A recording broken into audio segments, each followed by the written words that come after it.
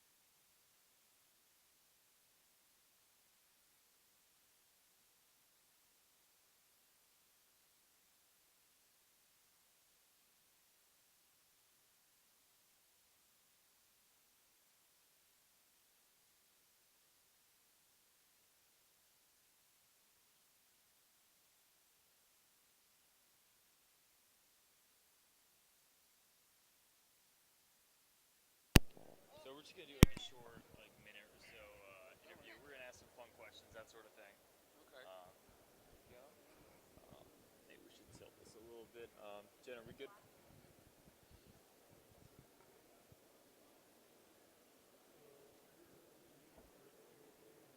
Hi, Jen. Good morning. Hi. Can you take a picture with my phone or with the cameras and stuff? It's good publicity for my thing. Thank you. To color. I have to I'm look not serious now. Yeah. I'm not sure if we have levels yet. Okay. Okay. Alright, is this bothering you guys? Let's just swap mics too then.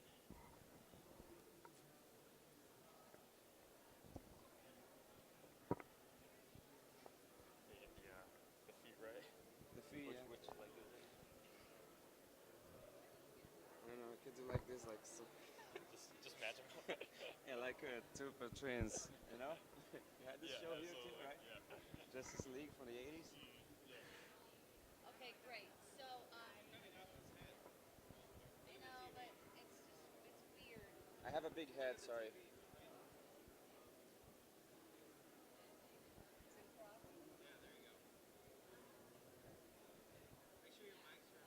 Yeah, yeah, are we getting levels? Oh, Are we getting levels? Hello? levels. Yeah? Okay, cool. Levels.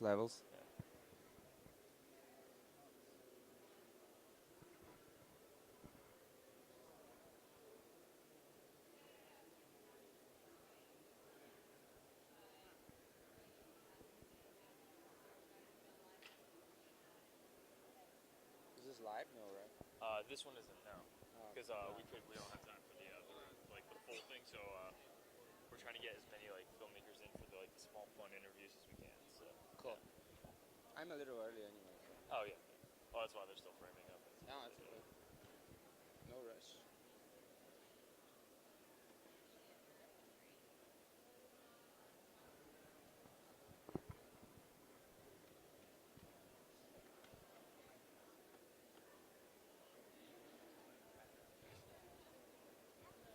You're looking at me.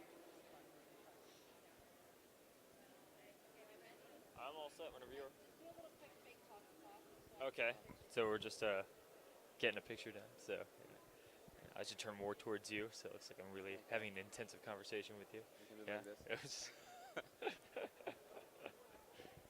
All right. Thank you Okay. so much. great. So we're gonna roll and then just do your normal Yeah. thing. Of course. Yeah. Okay.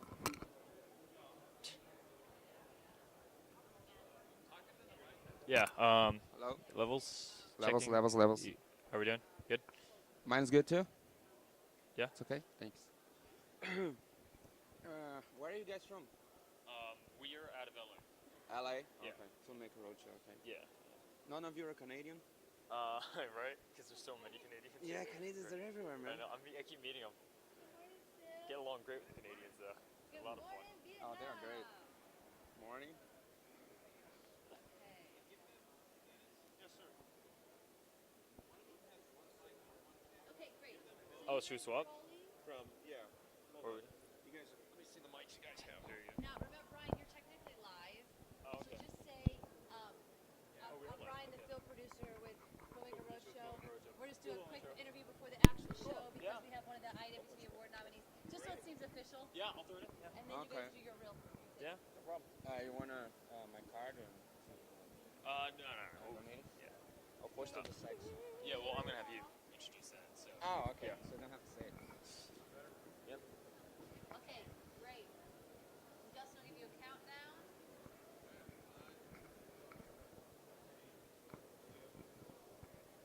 Hi, everyone. I'm Brian, a field producer with the Filmmaker Roadshow, and I thought we'd just do a short little fun interview with Leandro here, since he was available. He's a nominee, nominated for. Well, we are nominated for Best Comedy and Best Non-English Series. And what's your show? Well, our show is called Oposto do Sexo, which is Brazilian Portuguese. We're from Rio de Janeiro. And the translation is called Opposites of Sex. It's a comedy about a husband trying to have sex with his own wife. And every episode's a different attempt. And some episodes, she tries to have sex with him too. And how many episodes, how many attempts does he have? So far, we released 82 episodes so far. That's Amazing. Yeah, I that's can't lots even, of I attempts. cannot think of that many strategies. You could make a book. So we just have some fun questions for you, if you wouldn't mind answering them. Yes, that's what I'm Okay. here for. So if you had to pick one piece of equipment, just one, to have on set with you, what would it be? What's your one most reliable piece of equipment? You mean from anywhere in the world or for the ones I have? From any, well, the ones you have. Like what could you not do without? Oh, I need a camera, right? Right. Okay. I actually shoot my videos in a Canon camera, a Canon 50D actually. It doesn't Okay. even shoot film, No. but we hacked with the Magic Lantern hack. Thank you guys for Magic Lantern. And just because of that, every episode we have is shot on raw video. Oh, So okay. That's cool. we're doing video on a camera from 2008 with 14 bits depth of color, Right. 444 Mm. raw, everything, and So definitely a camera, because it's kind of like your medium. It's your canvas. It's what you paint with. It's your paintbrush, basically. It's your art form. yes. Okay. Well, we only do that because we have a controlled environment, and every episode is really short. They're about 2 minutes long, so we are able to shoot really large file sizes and then convert to ProRes. Right. So our next question, it's a little more fun. So what's your must-have craft food item? What food must be on set? Food, Yeah, water, water. some fruit. You can do yeah. better than that. Yeah, some fruit because where we shoot is like 40 degrees Celsius. I think it's Okay. 100 Fahrenheit. That's probably. pretty. Yeah, I don't know the exact. Conversion, but conversion, it's but yeah. really hot, so we need to stay hydrated. So we have like melon juice, lots of water, and All right. that's it. Yeah, that makes a lot of sense. Yeah. Keep hydrated. Keep the energy up. All right. And our last question is, what drives you? What inspires you to be a better filmmaker? Wow. Well, I've always dreamed of being a filmmaker. I've grown up seeing Steven Spielberg movies, and everything is so great. And I always wanted to do this for a living. So what inspires me is that I have something inside of me that needs to go out. I need to tell a story. I need to make people laugh, make lives of people more interesting. It's about your audience, right? Yes, exactly. And about doing something that when I do it, I feel like I've meant to do it, you know? All right. Well, thank you very much. Thanks for coming on and stopping by, Leandro. Where can we find you? Okay, our web series are weekly at Mondays on YouTube. It's www.youtube.com/oposto do sexo. I need to spell it right. OPOSTODOSASEXO, which is the translation for opposites of sex. If you look for opposites of sex web series on YouTube, you should find our channel. Well, thank you very much for coming on. Thank you, man. Great.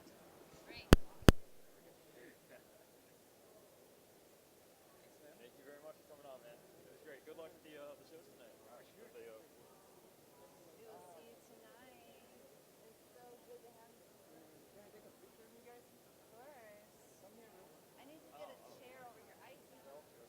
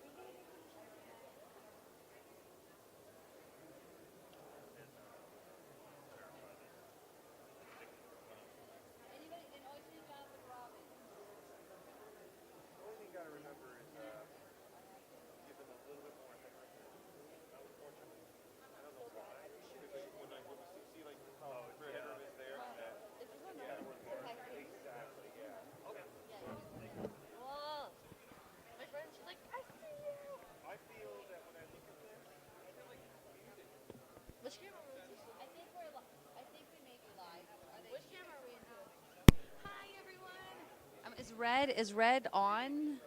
I'm. Is red on or off?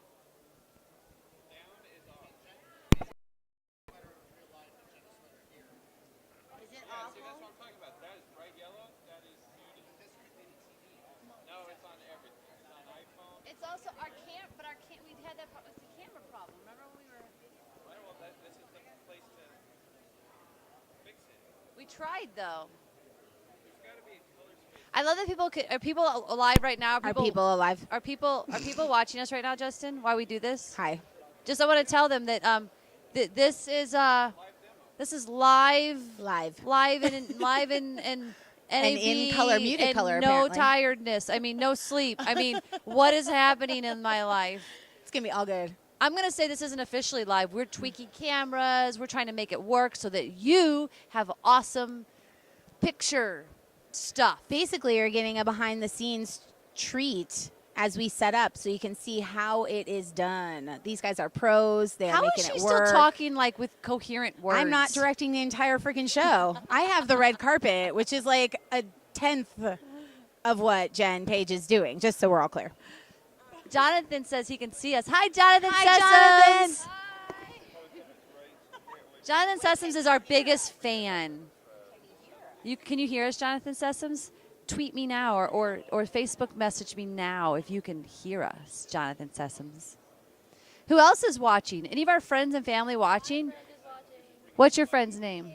Haley. Haley, Isis's friend Haley is watching. She's not on camera yet. You can only see us, but Isis is sitting next to us. We're going to get some tweets going, and we're going to be live in a second. Yes. Thank you. And we'll do 5, and then we'll give you the wrap at that point. Okay. Is it the J. Robbins? Yeah. And what's DHL's? David Lawrence the 17th. I'm pretty sure he does. All right, y'all. I'm doing the vein adjustment. Vein sweater adjustment. Vein sweater adjustment. Are you surprised? No, we weren't in it the other day. I know, on camera, right? I was very disappointed. But I did wear the striped dress, so 2 times. Should I take this off? Sorry, I'm like, did I just email yesterday and I forgot? Hi, Jenna. So long. Okay, so DHLAWRARENCE.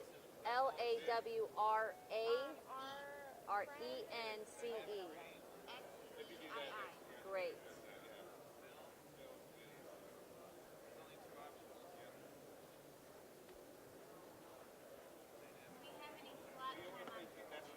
Yes.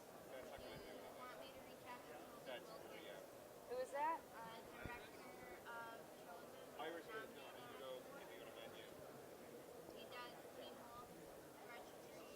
Oh, he's in real stuff too? Is the web on? I love you, web people. Yeah, that'd be great. I'm mostly Laurel knows the time. Okay, guys, we gotta go, so. We're allowed to see the mics, right? Yeah, is your mic on? I don't know. Make sure it's on the up. It's only on.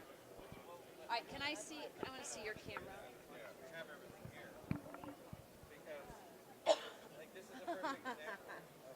Smile a lot. I'm gonna smile.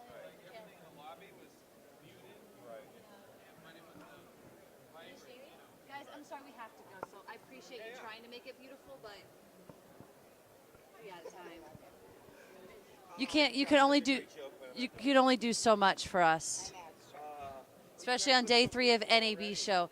That's very sweet of you to say. That's not what.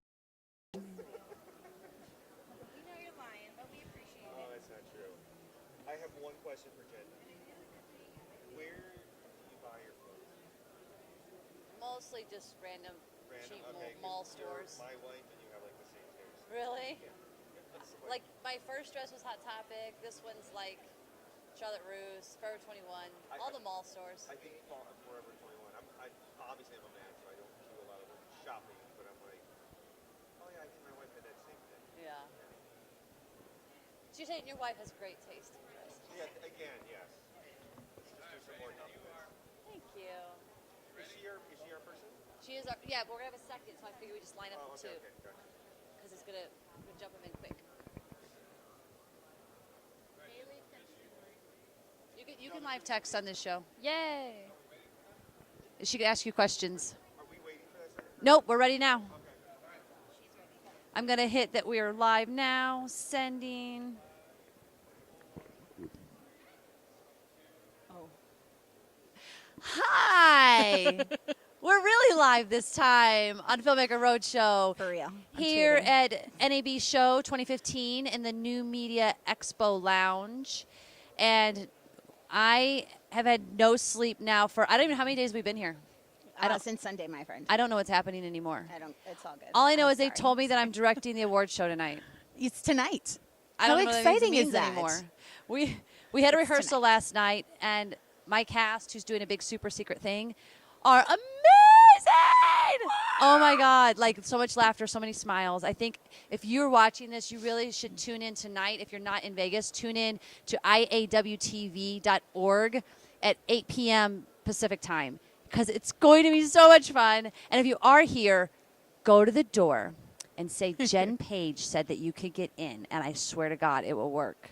And I hope I didn't offend anybody by swearing to God. Apparently, I offended people by not liking Kickstarter. I got hate mail. Oh, really? But I love Kickstarter, actually, and I love that people can fund their own projects. They took it wrong. What I was saying was don't use your Facebook as a bulletin board. Right. Your Twitter. Don't Yes. email me, especially if you're my friend, you don't email a mass message that you've emailed to everybody else. Personalize it. Personalize So I it. think that they that's took it your thing altogether all the time. Personalize. Be Personalize personal. It's just social media. It's putting social. Things out It's to the in masses the is title. not how that works. Social. Social. My point was that social media is not a bulletin board. It's a community. Absolutely. So- I completely agree. And you can't see the haters with your love glasses on. I can't see the haters with my love glasses on, which is why I'm not even affected. That's I right. just wanted to clear up that if you are an indie filmmaker and that's how you're raising your money, go for it. Make your own project. That is kick-ass. I will also add to that 90% of the funding that goes through a Kickstarter campaign doesn't come from your social media anyway.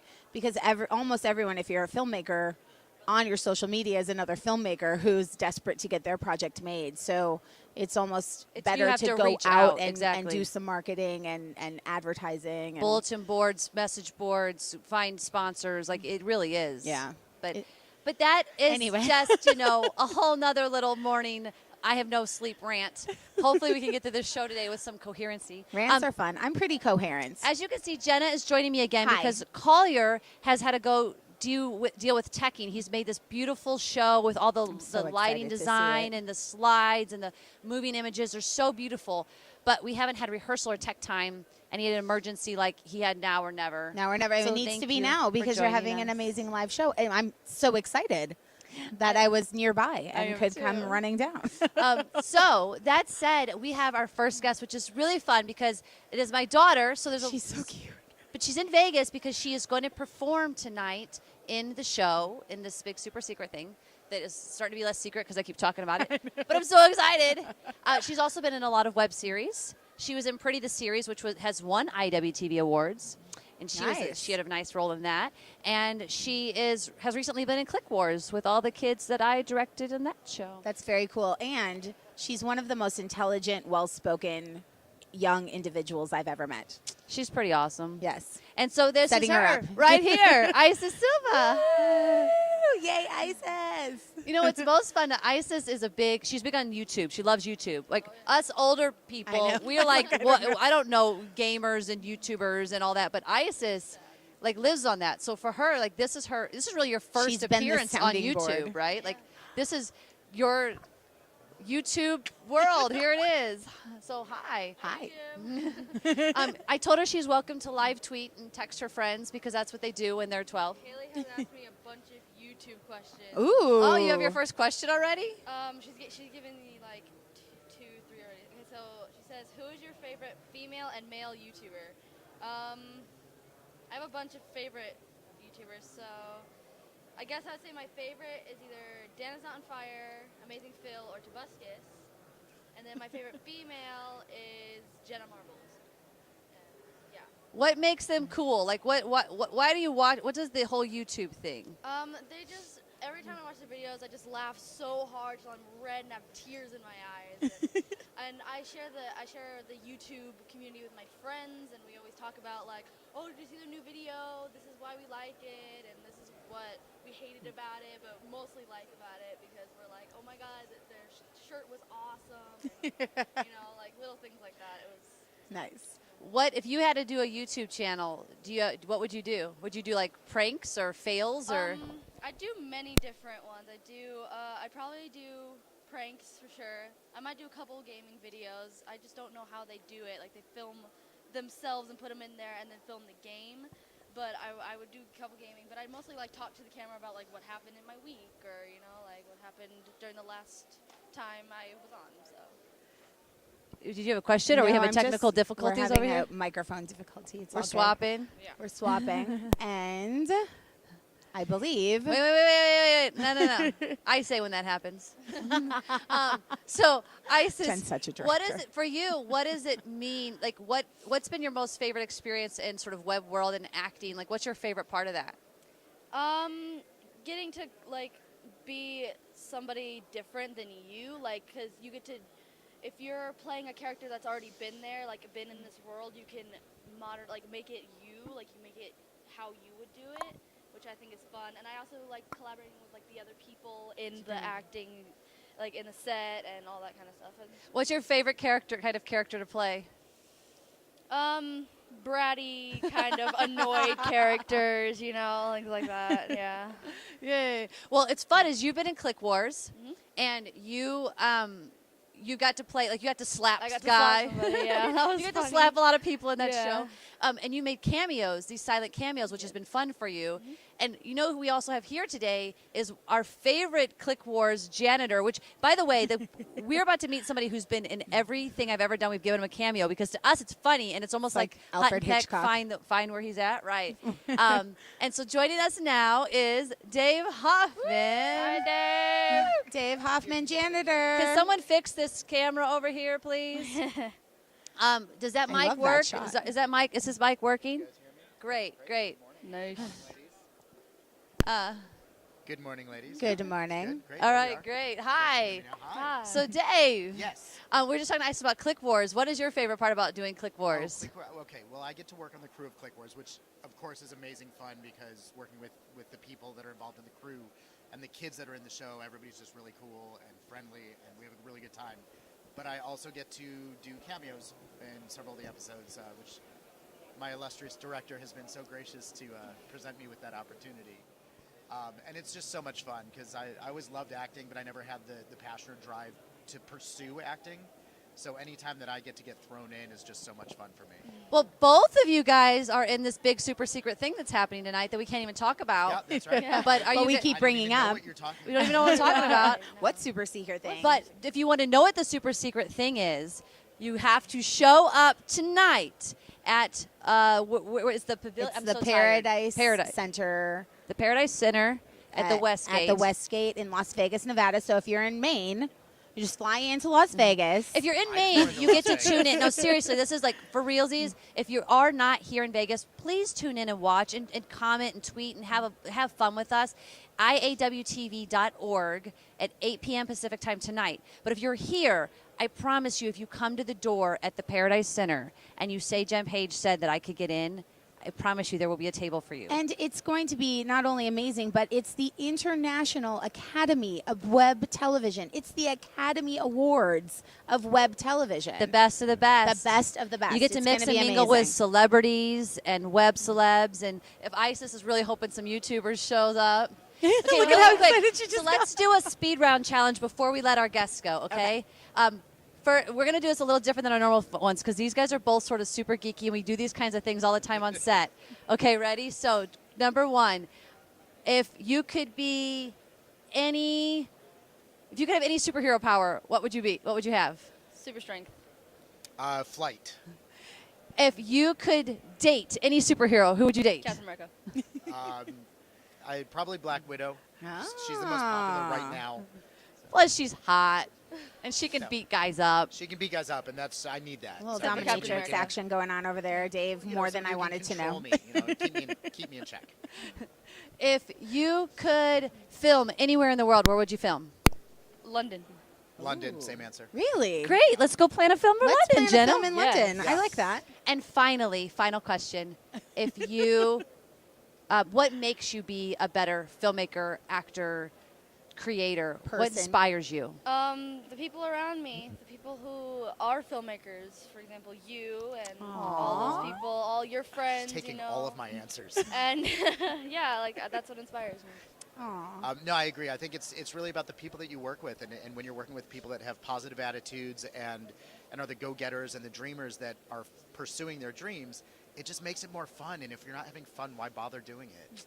Aww. That's why he's part of Passion Driven He Productions. is. He's part of Passion Driven Productions because we're all passionate and driven and awesome. true. And love you guys so much. Thank you for coming. Love you guys. Thank you for Thank having having us. us. Thank you. We're going to have a short, like a 1-2 minute break, and we're going to be right back with Laurel, who's coming with us first. Sib Law and Jennifer from Mom Cave will be here with us. Oh, so yay. Stay 1 second. Be right back. Bye.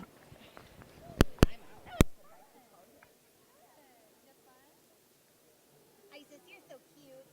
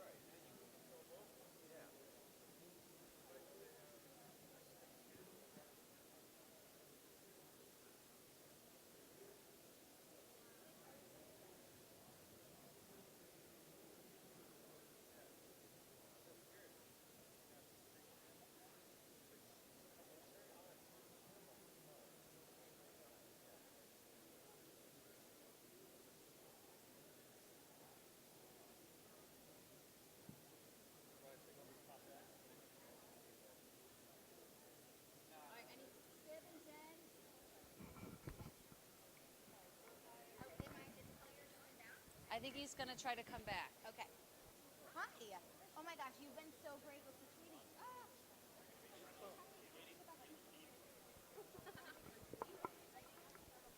thanks. Well, thank you, Jenna. Are you sure you're going to be able to make it through this whole hour? You good to make it the rest of the time? Okay. Well, what I was going to say was if this is going to run till it's running late, you could keep working. She could have said 2, and then you could do the next 2, so at least you're only doing an hour and not. It's up to you. I just don't want you to stress. I know, right? That's like you're trying to remind them.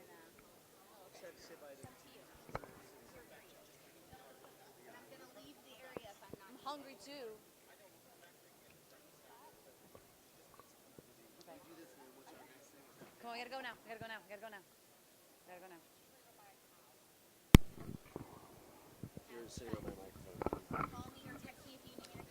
Hello, hello. Can you hear me, Justin? All right, checking mic 2. Checking mic 3. Mic 4? Yeah, thank you. Mic 4. Are you on? Mic 4. Mic 4. Check, check, check, check. Cute dress. It's so cold in here, though. I want to put my sweater on so bad. Oh, I totally did. Okay, ready, guys? Let's do it. Let's do this. Let's do this. Do 10. You're behind.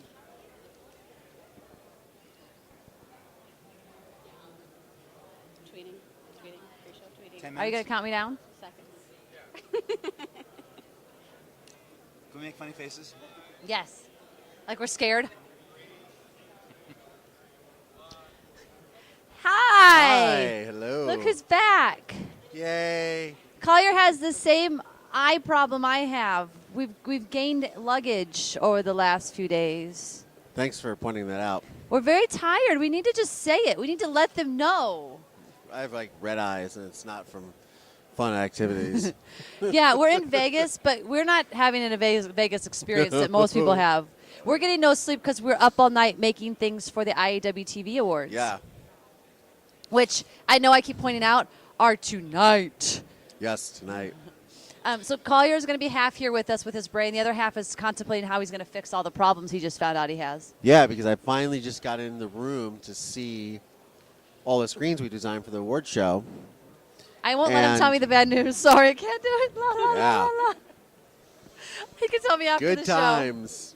show. But we are Nothing here like working with, when you're blind. We are here with some IWTV Yeah. award nominees. Yes. And the former, there's a word, the something with an E that's a big fancy word he'll tell us, but it's the former president of IWTV Awards. Or the whole IWTV organization.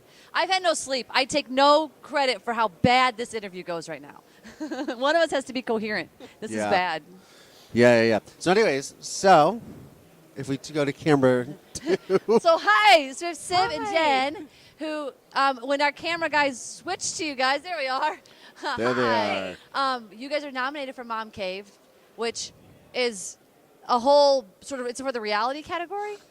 Well, we're nominated for Best Live Show. Mom Cave is our channel as a whole. We have 4 original web series that are comedies for moms, and one of the shows is Mom Cave Live, our weekly live show, and that's what we're nominated for. So when people go, if they Google Mom Cave Live, they're going to find you, like no problem? Yeah, on YouTube, our channel name is Mom Cave, and we have a website at Mom Cave TV.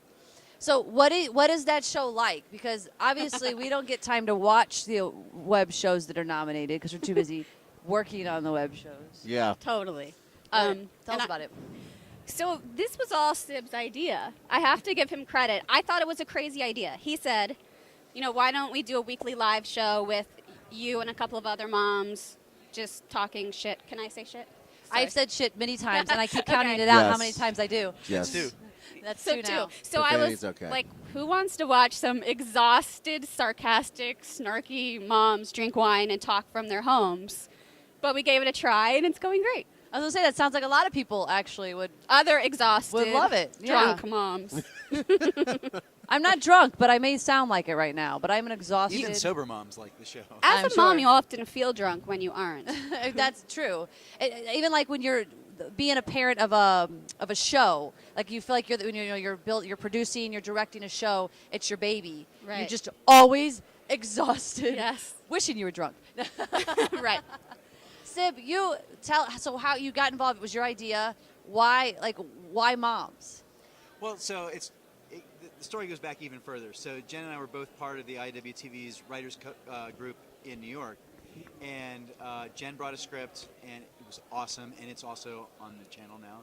And as we were reading the script, there was this scene where it was like an awkward nursing moment. And I was like, oh my gosh, what if we did a show just devoted to awkward nursing moments from mom's perspective? Again, I said, that's crazy. Okay.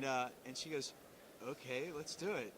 And about a year later, we found ourselves in Central Park with fake babies and moms, and it was awesome. And so we did this entire show. Sorry, I'm not talking to the mic very well. And so it's been this awesome collaboration from the beginning. You know what I love?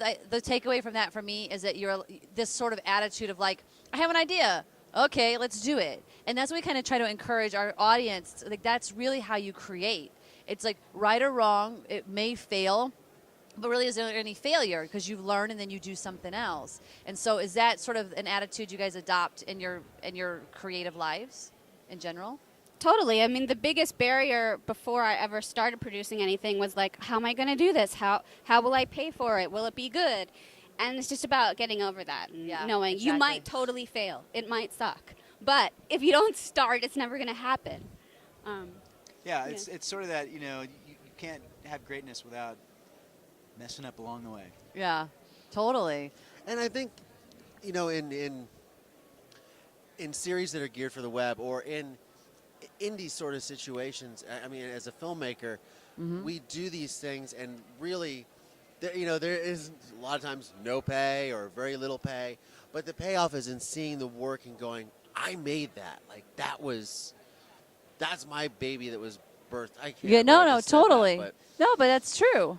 it's that's the payoff that you get, and that's what makes it all worth it. Like these screens, for example. Like when you see it up there and you do something that looks cool, it's like, oh my God! Like even though. Oh yeah, he's been in it's labor just- for probably it's 3 days. I 3-day wish. labor. I don't know if the No, cameras no, might no. have to see In the belly, labor? but let's hope that your labor's like a couple hours. This is my Feels like a second. hot They tub. say it goes faster, so I'm hoping. I won't say anything about it for her. We'll just let her believe she that. has bad news. But no, you really do. You're exhausted Yeah. because you're painstakingly wide awake making the best possible product. But you love it, and it's all about the.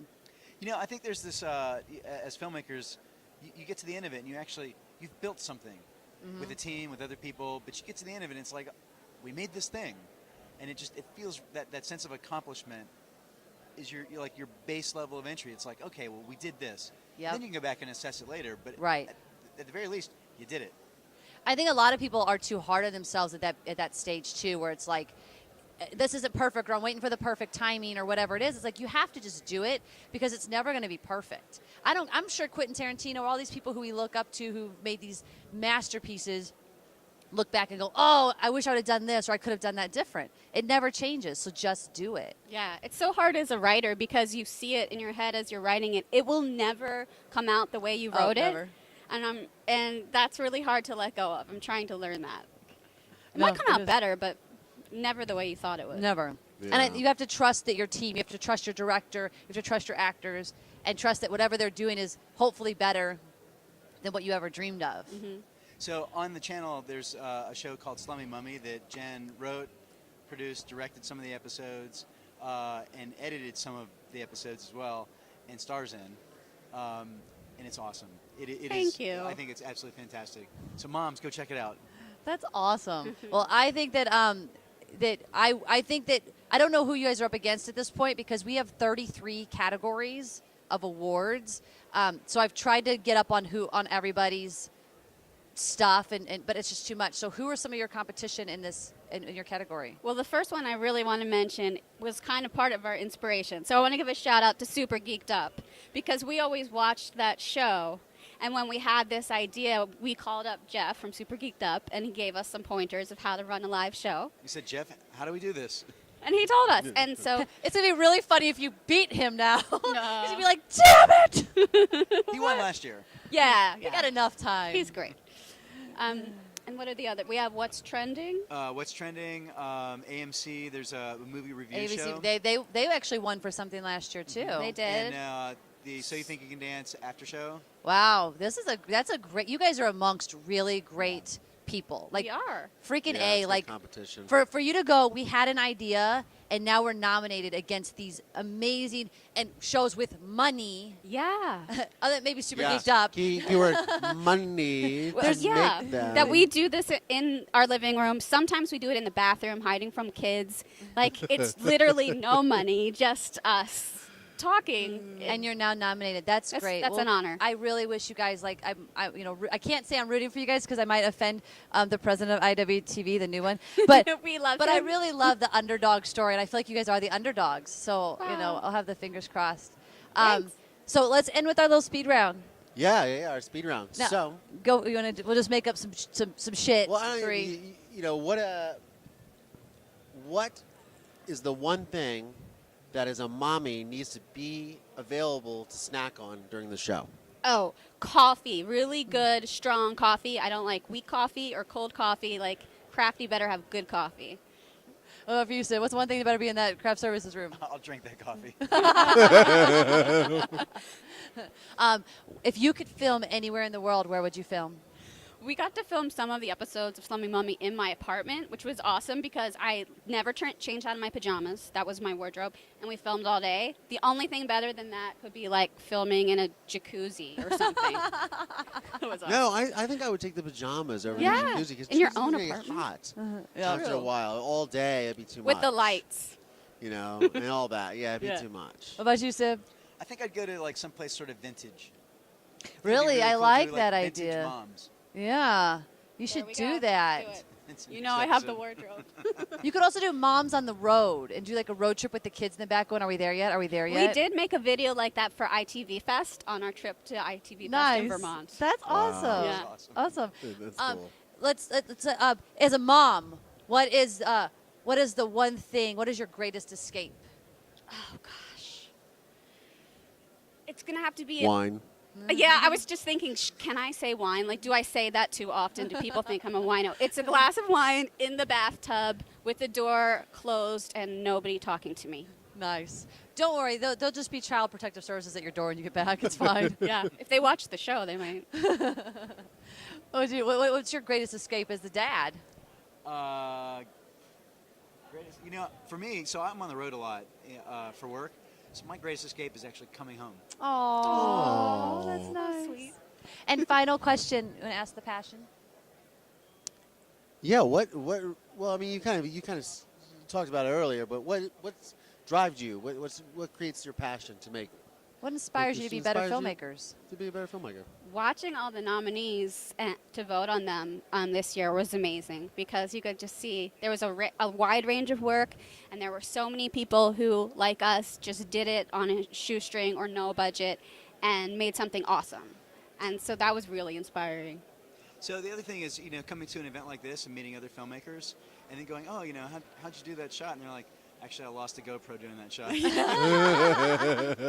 But you get like the real life stories, Yeah. stuff that doesn't even make the special features. It basically reminds you that we're all in the same boat. Even at the top of the food chain, we were talking to Black Magic about their new little cameras they're making, or all their cameras really. And from the top of the food chain at the studio to the film student, they're using the same cameras. Wow. And that makes you kind of go, okay, I've got this. We can do this.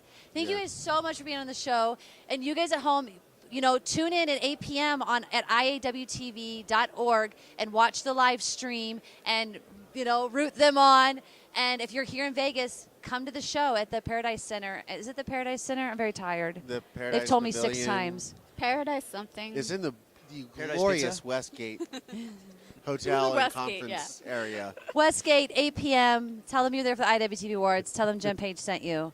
And I'll take care of and you. then they'll direct you right over there. Awesome. Thank you guys so much. Give us 2 minutes, and we're going to be right back with the executive something important of the IWTV Awards, who produces things and So writes producing things is for nominated it. And several basically, times, and- I just love him because he's been we've been cheerleading each other along through this tiring, exhausting process. Yeah. So Jonathan Yeah, Robbins will be Jonathan right Robbins. back as soon as we're back. Give us 2 minutes. Thanks, guys. Thanks.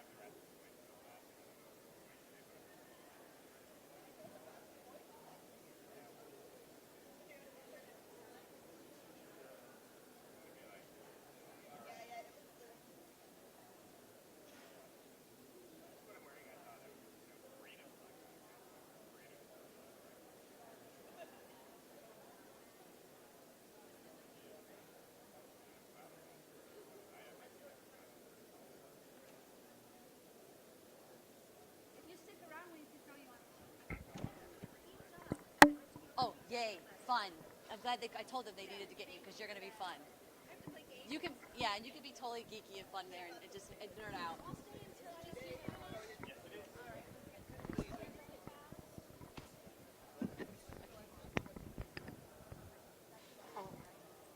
Hi, good morning. I can't make it all. I'm so tired.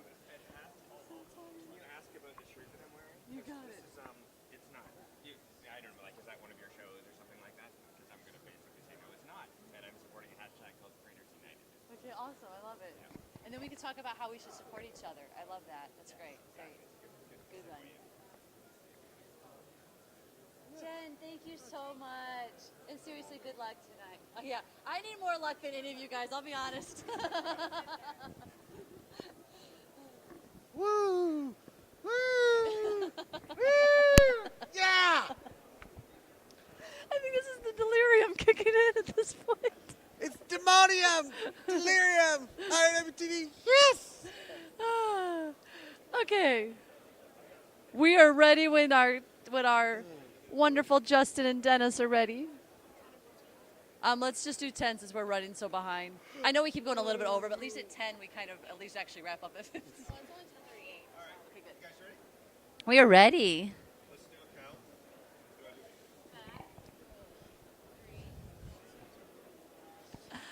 Right. Hi Here we are. again. We're back. We are back again! The delirium is kicking in. We need some Hi. sleep. Yes. I think he's actually sleeping right now. I'm so sorry. What? So this is awesome because now we actually have the person we can blame for having no sleep on our So show. excited right now. We can just berate him for a good 15 So minutes. excited. He can't say anything because he's live. So excited. So here we go. Jonathan Robbins. Hi. It's Hi. great to be here. Thank you for having me. Okay, on so Filmmaker give them Roadshow. your actual And title of the award that you are for the award show. Grand Poobah. Grand Poobah. Grand I could have Poobah. said that. I'm the executive director of the IAW TV Awards. This was an appointed position to a board member of the awards. Basically, I'm the sucker who agreed to do it. And That's how I got my job on the and awards. that's how I got my job. It's a trickle-down It's effect. a trickle-down effect. I mean, it's been an absolute pleasure, though, because we've been able to do things like the theme of the show this year is Pioneers, and we'll be talking about the pioneers of web series. And Yeah. and I've learned just from doing this myself, and so I know people will for some people it'll be reliving shows that inspired them, and for others it'll be learning about the shows that were the first web series, and Yeah. just to be able to, I think that is the single best reason I feel glad that I have given 5 months of my life double full-time hours to make the show happen. And I want couldn't have done to it without you give guys, him obviously. crap over us being tired, but if you look at Jonathan, he looks like he's about to collapse. Yeah. But it's a good collapse. It's a It really is, good it collapse. is. And we've been kind of teasing that there's a big super secret fun thing and that everybody should tune in at 8 p.m. and watch. Yes, you do not want to miss the top of the show. It's gonna be Our fun. host is unbelievably funny. It's going to be so great. It's not that good. Don't build it up. I always say people Just- people, just people build it up say and then it's they're gonna like, be- well, that Well, wasn't. you should have drinks It's first. okay. You should definitely have some Yeah. scotch and then watch the show. But Well, you in know, general, right? in general. What is this shirt? Is this Demonium one of your shows? No, Demonium is not one of my shows. Demonium is nominated for 6 awards tonight at the IAWTV Wow. Awards. It's Wow. from Argentina, and I'm wearing their shirt to support a hashtag called Creators United. Hashtag Creators United. Creators United. It's I all love about that. creators showing support of each other's shows and kind of promoting each other, because we're, in our industry we promote ourselves so much. It's nice to take a chance to actually promote somebody else and I what was they're talking doing. about that at the top of the show, how our socials are supposed to be a community. Exactly. I love this. Hashtag Creators United. That's right. I think we should get that trending tonight. Justin, if you're doing That would be anything tonight in that chat room, hashtag Creators United. Creators If United. anything trends, I think that should be it. That would be fantastic. I love it. I think that's something that we all sort of strive for. We're so busy, I think, and Yeah, engulfed in our yeah. own things that we forget sometimes that, the support, our support of each other is actually what keeps us going. I mean, honestly, I didn't know what to expect going into this job. I had no idea what was involved in putting on a live show, a live awards show.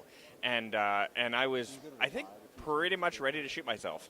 And then Jen came along, and everything changed. And suddenly she had an energy and a fresh perspective, and she said, "Oh, I've always wanted to do blah, blah, blah." And I said, "I wanted to do blah, blah, blah." And then it just kind of Super snowballed secret from there. And things. that is how it works, super secret. No, but and then through the process, like every time, even on our film sets or when we're in the projects, even Yeah. here at NAB, we have our little tiny team of people. When one of us is like, "I can't do it, I'm tired," someone else is like, "We got this, we can do it," and that keeps you going. Or being here and you're like, "My series is, my series is great," or "I love my series," but when I see other people and the things they're doing, it makes me go, oh, I want to raise my series to that bar. Exactly. Yeah. And that is what tonight is about. It's Yes. a celebration. This is a celebration of the community, of the international community that has, I mean, when I entered web series, it was already quite far along in growth. But at that time, the concept of a web series being produced in a small country on the other side of the world that I was watching, we didn't have that yet. We were watching things that were produced in Los Angeles or maybe some things produced in Toronto and New York.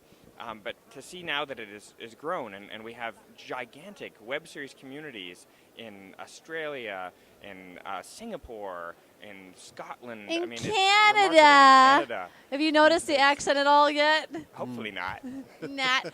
About. About. I always give him so much credit. He slips every once in a while.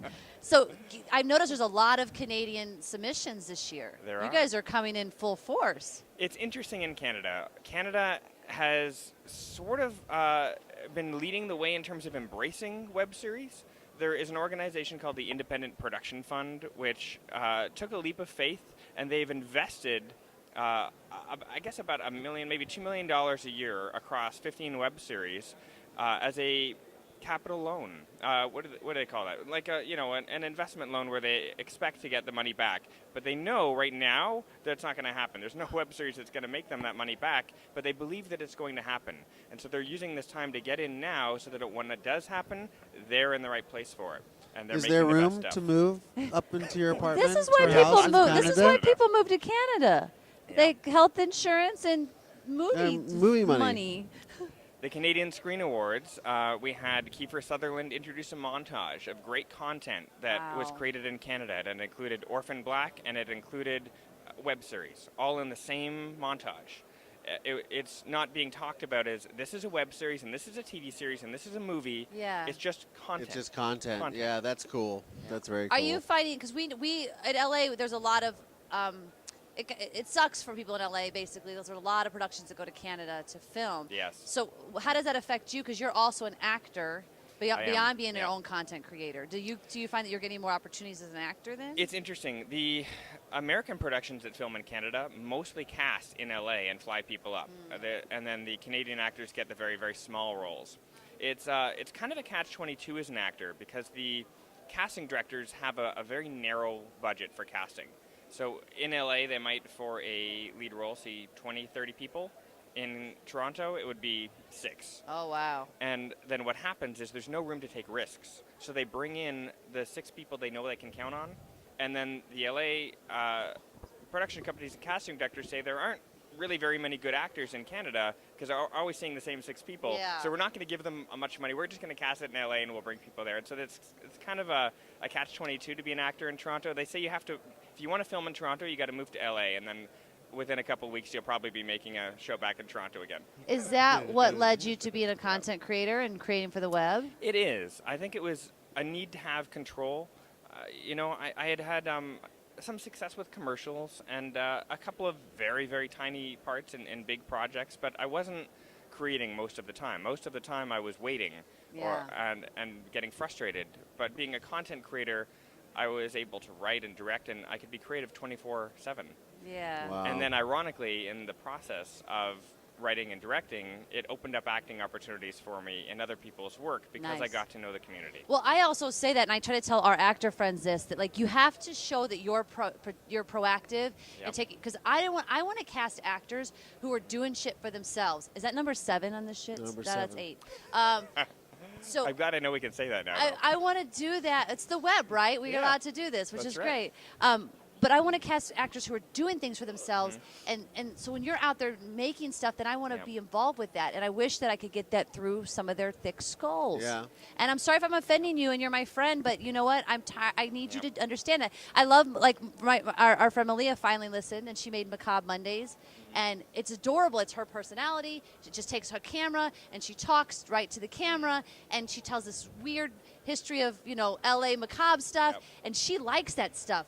And it's getting her out there. and it's reminding people she's there. It's so simple. It's an iPhone. And it doesn't even have to be on camera. I mean, I became known as the creator of Clutch, which was this gritty femme fatale action series. And I got to know other creators in the online community, and then ended up auditioning for one of their shows. I wouldn't have auditioned. He wouldn't have known to offer me the audition if he didn't know a little of who I was and get to know me through the other side of the camera. So I feel like it's not. Well, even we want to necessarily cast about our being friends on. too. That's the truth, because Of you want to course. work with people you know and trust. You certainly want to work with someone who you know what you're going to get from them. Yep. You know they'll be able to deliver. They're going to show up on the day, and it's one less headache. So why wouldn't you want to work with people that you're already familiar with? It's probably why Collier. I will reschedule shoots to get him as my cinematographer, because at this point, I know he'll deliver. As you'll see, even with when you see the final product at the awards, he volunteered to do it, and then I was like, make it simpler, and he won't, because he wants to bring the best thing he can with the time and the whatever you've been given, basically. Toothpicks. And When I give you toothpicks Elmer's and glue. Elmer's glue, you make nice log cabins somehow, though. That's my point. They're like, here's some chewing gum. Do you like peppermint? Yeah, I love peppermint. No, we only have watermelon. Oh, great. But they want peppermint. They want you to. They want peppermint. They want peppermint, but they're offering you watermelon. Yeah. Totally. Get I'm it. quite happy. It's like with those spearmint astronauts that were myself, stuck so. in space, and it's like, we need to stick the square peg in the round hole so we can Yes. like get back to Earth. and survive. Apollo 11, one of the greatest How do movie we- scenes how do we ever. do Ed that? Harris. Yeah. That was awesome. Oh boy. Great. Jen So has no idea what we're talking I know. about. I'm Just so keep going. tired too that I'm only hearing half of what's happening.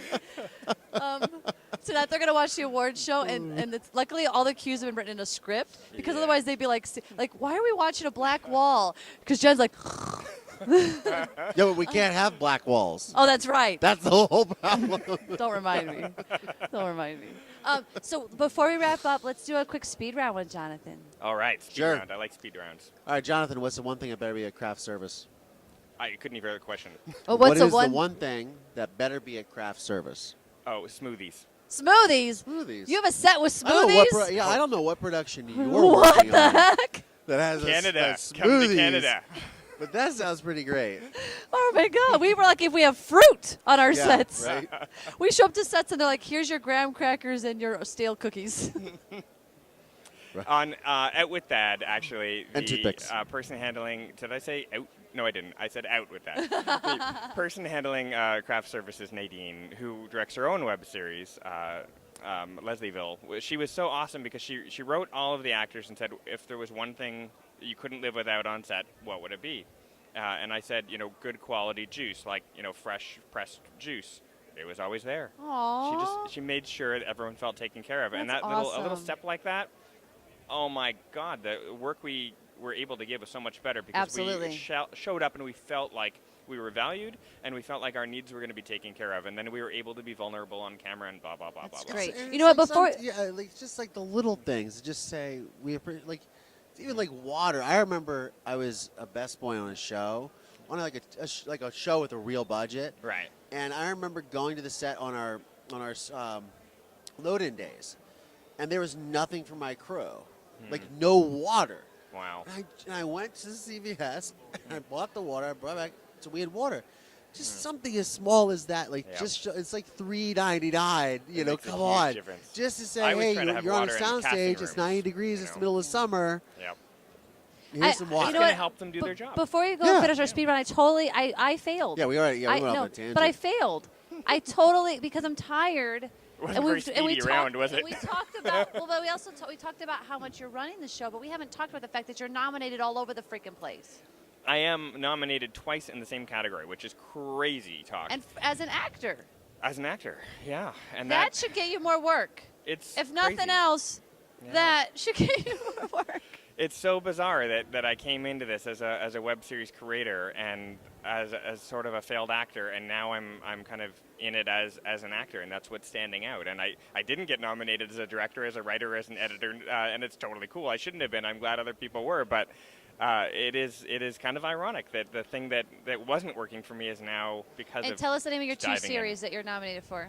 Out With Dad, which I just mentioned, Oot with Nadine Dad. from Oot With Dad, and Haphead, which is a sci-fi show about the gamers world, kind of set in the near future, post-apocalyptic. Which is style totally future. opposite from Out with Dad, They're which is totally different style. Tell them about shows. what that's about. Out with Dad is a wonderful story about a teen girl who comes out to her single father. I'm the single father.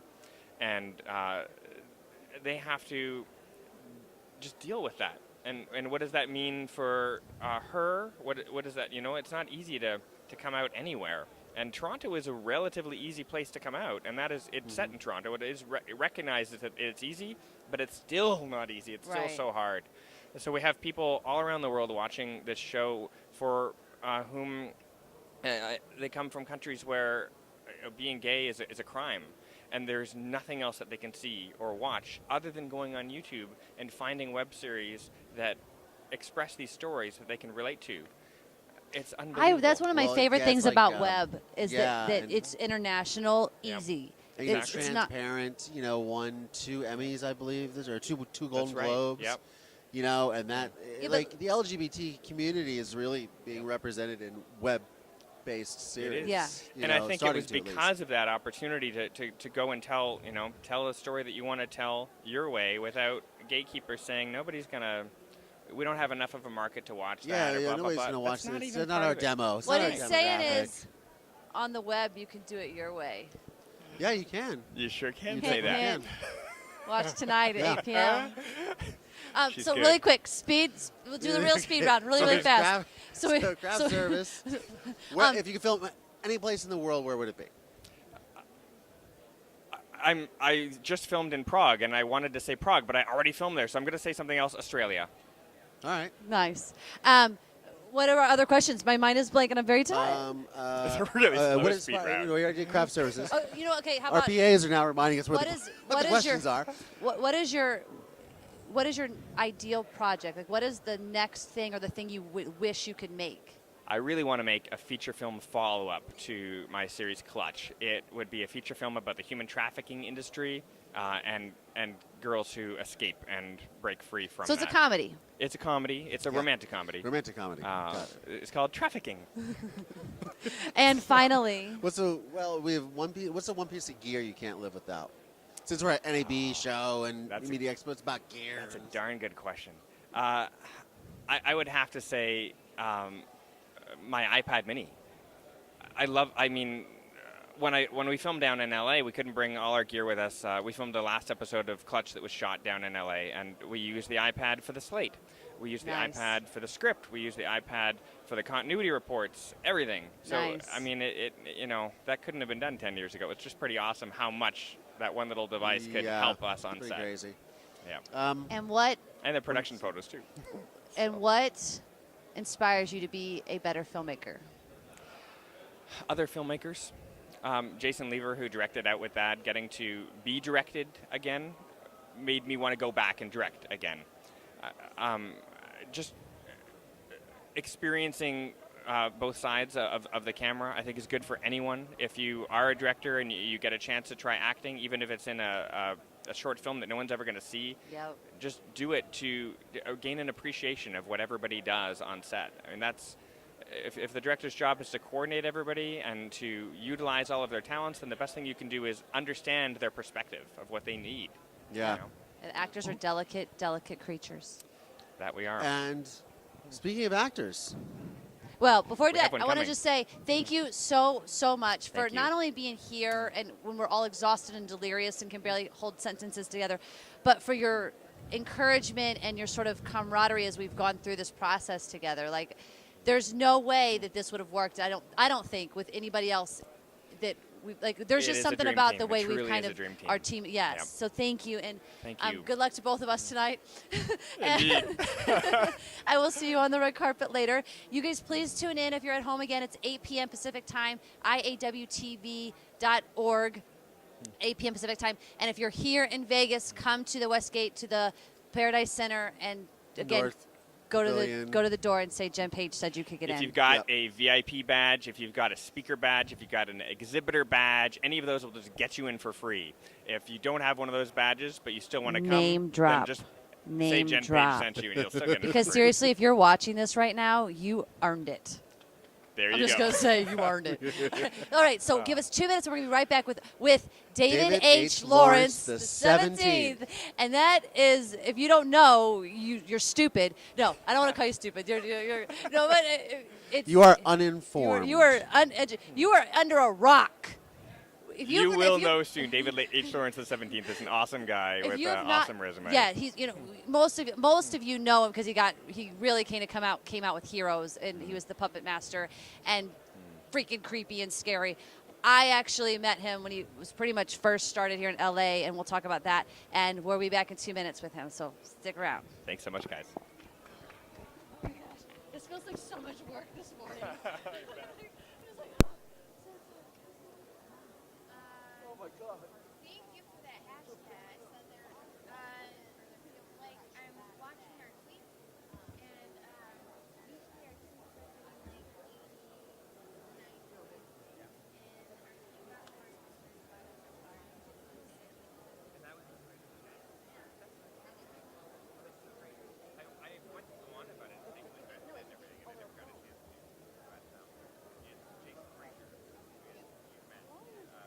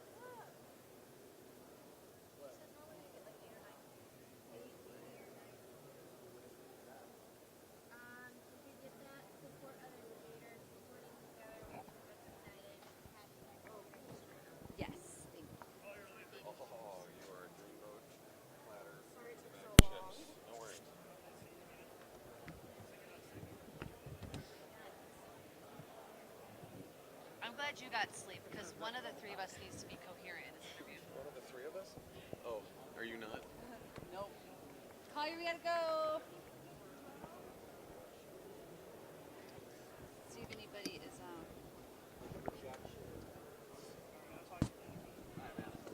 Tomorrow will be a good time because I'm gonna sleep tonight. What's that? Tomorrow night or something. Okay. Here we go. So, Dennis is. Yeah.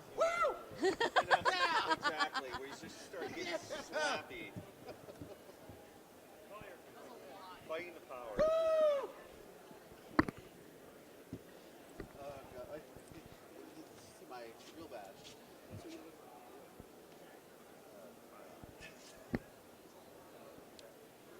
Horrible. You're checking though to see if anybody actually tweets to us, right? Ask us questions. Why are things being repoed? Oh, if you guys get questions, you should just jump in. Yeah, so we didn't. Yeah, you always do that. You always go, hey. Is it something we can still answer? No, if we're not rolling tag, well, But it wasn't directed to one of the guests. Okay.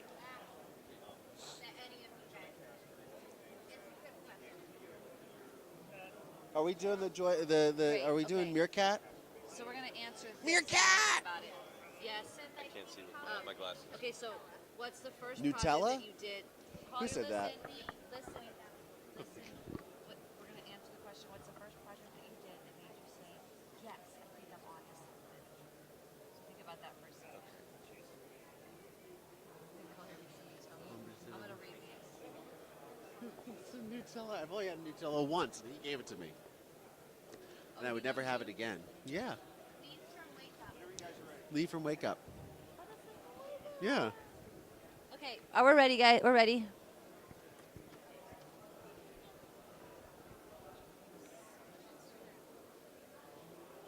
Ready? Yeah, let's do it. What? Sure. 5, 4, 3, Hi. Hi. Welcome back. Hi. We're on a giant screen. We can wave. There we are. Look at Hi. So we are back, and I got no sleep in that 2 minutes. So No sleep. There was no naps had. None. So but let's. it's exciting Yes. because we don't need a nap for our next guest because No. he's super awesome. He'll just puppet master us to be like we're awake. That's how it works, right? He's actually really mean when he's a puppet master. I hope he doesn't do that on the show. I know that'd be.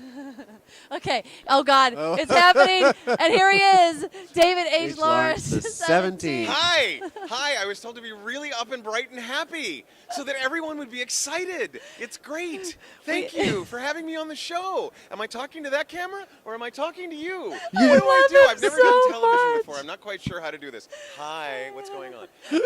I just, you guys have me on a schedule that is interminably annoying. I mean, to do the things that normally I come here and, I'm fending off autograph seekers and throwing Sable aside and wending my way, and it's great. I mean, this is where I lived for 38 years before I became an actor, was NAB in Las Vegas. I was in radio, and this was the place that I hung out, and it was like sex on a stick for me. New consoles and mic processors and automation systems, and I mean, this was like the one time of the year, this and CES were the one time of the year that I just totally immersed myself in my glory and didn't blame myself for being a geek. I just loved it. Are we done with the interview? Is that it? Are we done? That was great. Thank you. That was fantastic. Snooze. But this is great. And now NMX is part of this. I remember it was like a decade ago that somebody, I think it was Edison Research, predicted that podcasting would kill broadcasting. Really? Hasn't happened yet.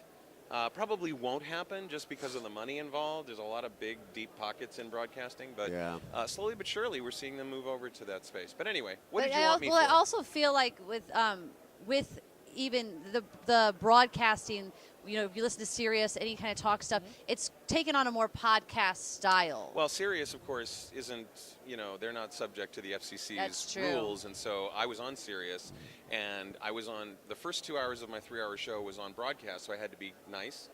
And then out came the swear words in the third hour for Sirius alone and the podcast version of the show. And, I think that the idea that, we are restricted by the government because we're trying to protect our kids is interesting. But it doesn't seem to be harming the kids over in the UK, right? Yeah. Because in the UK, you don't have to censor yourself. They do on out of kindness. Right. But if if the F word slips, nobody's going to jail for 5 years, right? Like it is here. So. Yeah. Well, and now all the kids don't even watch TV. No. They watch YouTube, which is uncensored and awesome. Yeah. I mean, I don't know if the content's awesome, but it's awesome that they're uncensored and have a platform. Yes. Right. I'm liking how David was kind of bringing in the geopolitical landscape into the conversation. Yeah, I now do what I'm I can more awake to expand the intellectual, zeitgeist of the conversation. Yes, thank you for that. So, you said you were in radio for 38 years? Yeah. And they keep trying to drag me back in. There's not a Well, week that's that no goes by surprise. where a program director in Boise doesn't call and go, "Do you still have that radio show you used to do about technology?" And that's because they can't get Leo Laporte's show, so they call me, and I'm like, "No, I haven't done that for almost 10 years." In fact, I made the NMX used to be NMX grew out of Blog World and the Portable Media and Podcast Expo, and I made the announcement that I was leaving radio and only going to do new media in 2007, and then 4 months after that, I got Heroes because I wanted to drop radio and concentrate on being an on-camera actor. Right. And you don't know this about Jen, but Jen was actually the very first person to cast me ever once I'd moved to Los Angeles. And so, there's a question from one of the viewers as to how you knew when you made it. And I knew I made it when I had a call time for Jen's show. Aww. Now, I was not number one on the call sheet. In fact, I don't think I was on the call sheet. I think it was like an email message via Breakdown Services Actors Access. Can you be at a certain place at 11 in the morning? And we were there. It was. You were really funny. It was a tiny little role. I was a bouncer, right? What's interesting is I created that because I was an actor who couldn't get even an audition in LA because it's just so. So you created your own content. So I created my own content. Absolutely. And that was before I knew anything about web or anything. I just knew I needed to create my own thing. Yeah. So we created the film festival. We all shot 5 short films over 5 weekends. I did 2 of them, and you were in 1. So really, it was kind of a first for me too, as a first as a producer, first as a sort of producer star of something. Yep. And so let's go to that question since you brought it up. So I was trying to steer that question, Lee? and then he. Well, you kinda- spent way he too get much that. time on the word geopolitical. Yeah. That was the problem. Lee at Lee Faubert, he says first off, he says he just wanted to give a shout out, and he thinks Collier needs some Nutella. Which I've only had one time, and that was because of Lee. And Lee was like, "You've never Everyone had Nutella needs before?" And I Nutella. was like, "No." And I tried it, and I was like, Lee "I was can't ever have awesome this on the again set because of our I might." show Wake Up. Is he talking Yeah, he about was Nutella, fantastic. the Shoutcast plug-in, or is he talking He's about talking Nutella, about pure the hazelnut The spread. He's spread. talking about The the spread. spread. Yummers. Everyone needs Nutella. Everyone needs Nutella. Exactly. But he asks us, what's the first project that you did that made you say, yes, I think I'm on to something? That's that's absolutely was great. it. And then, that was like 4 years before Heroes, because I moved to LA in 2003, and I think I did your thing in late 2003 or early 2004. It was very soon after I'd gotten there, and I thought, okay, this is cool. And then I started, doing student films, and I hadn't gotten much training at all. And luckily, all you had me doing was standing there looking, menacing. Well, So what I think on our film in particular, the first thing the big memory I have of David was we did all that with no money. I mean, back then you could actually pull in a bunch of people to do things for free because it wasn't over inundated with digital cameras and such. We were still filming on mini DVDs, and we had no money when it was all done, and we had all these films that they had shown at the film festival. We had all these really cool people like Dan Myrick came out to judge and all this stuff. And we were like, well, we need to make a DVD for everybody, and we don't have money. And he literally gave us the money to make enough DVDs for the entire cast and crew. Aw. I read that. I Yeah. never forgot it, ever. Yeah, that's great. And it's always like, that just shows the kind of person you are. Well, I mean, and you didn't have, it was like you were still a struggling actor at that point, too. No, I wasn't. He was like, I no. don't struggle. I own my own radio shows. I believe me, the big elephant in the room when it comes to acting and production and everything is a lack of money. And thankfully, I have been financially safe from the 80s on, right?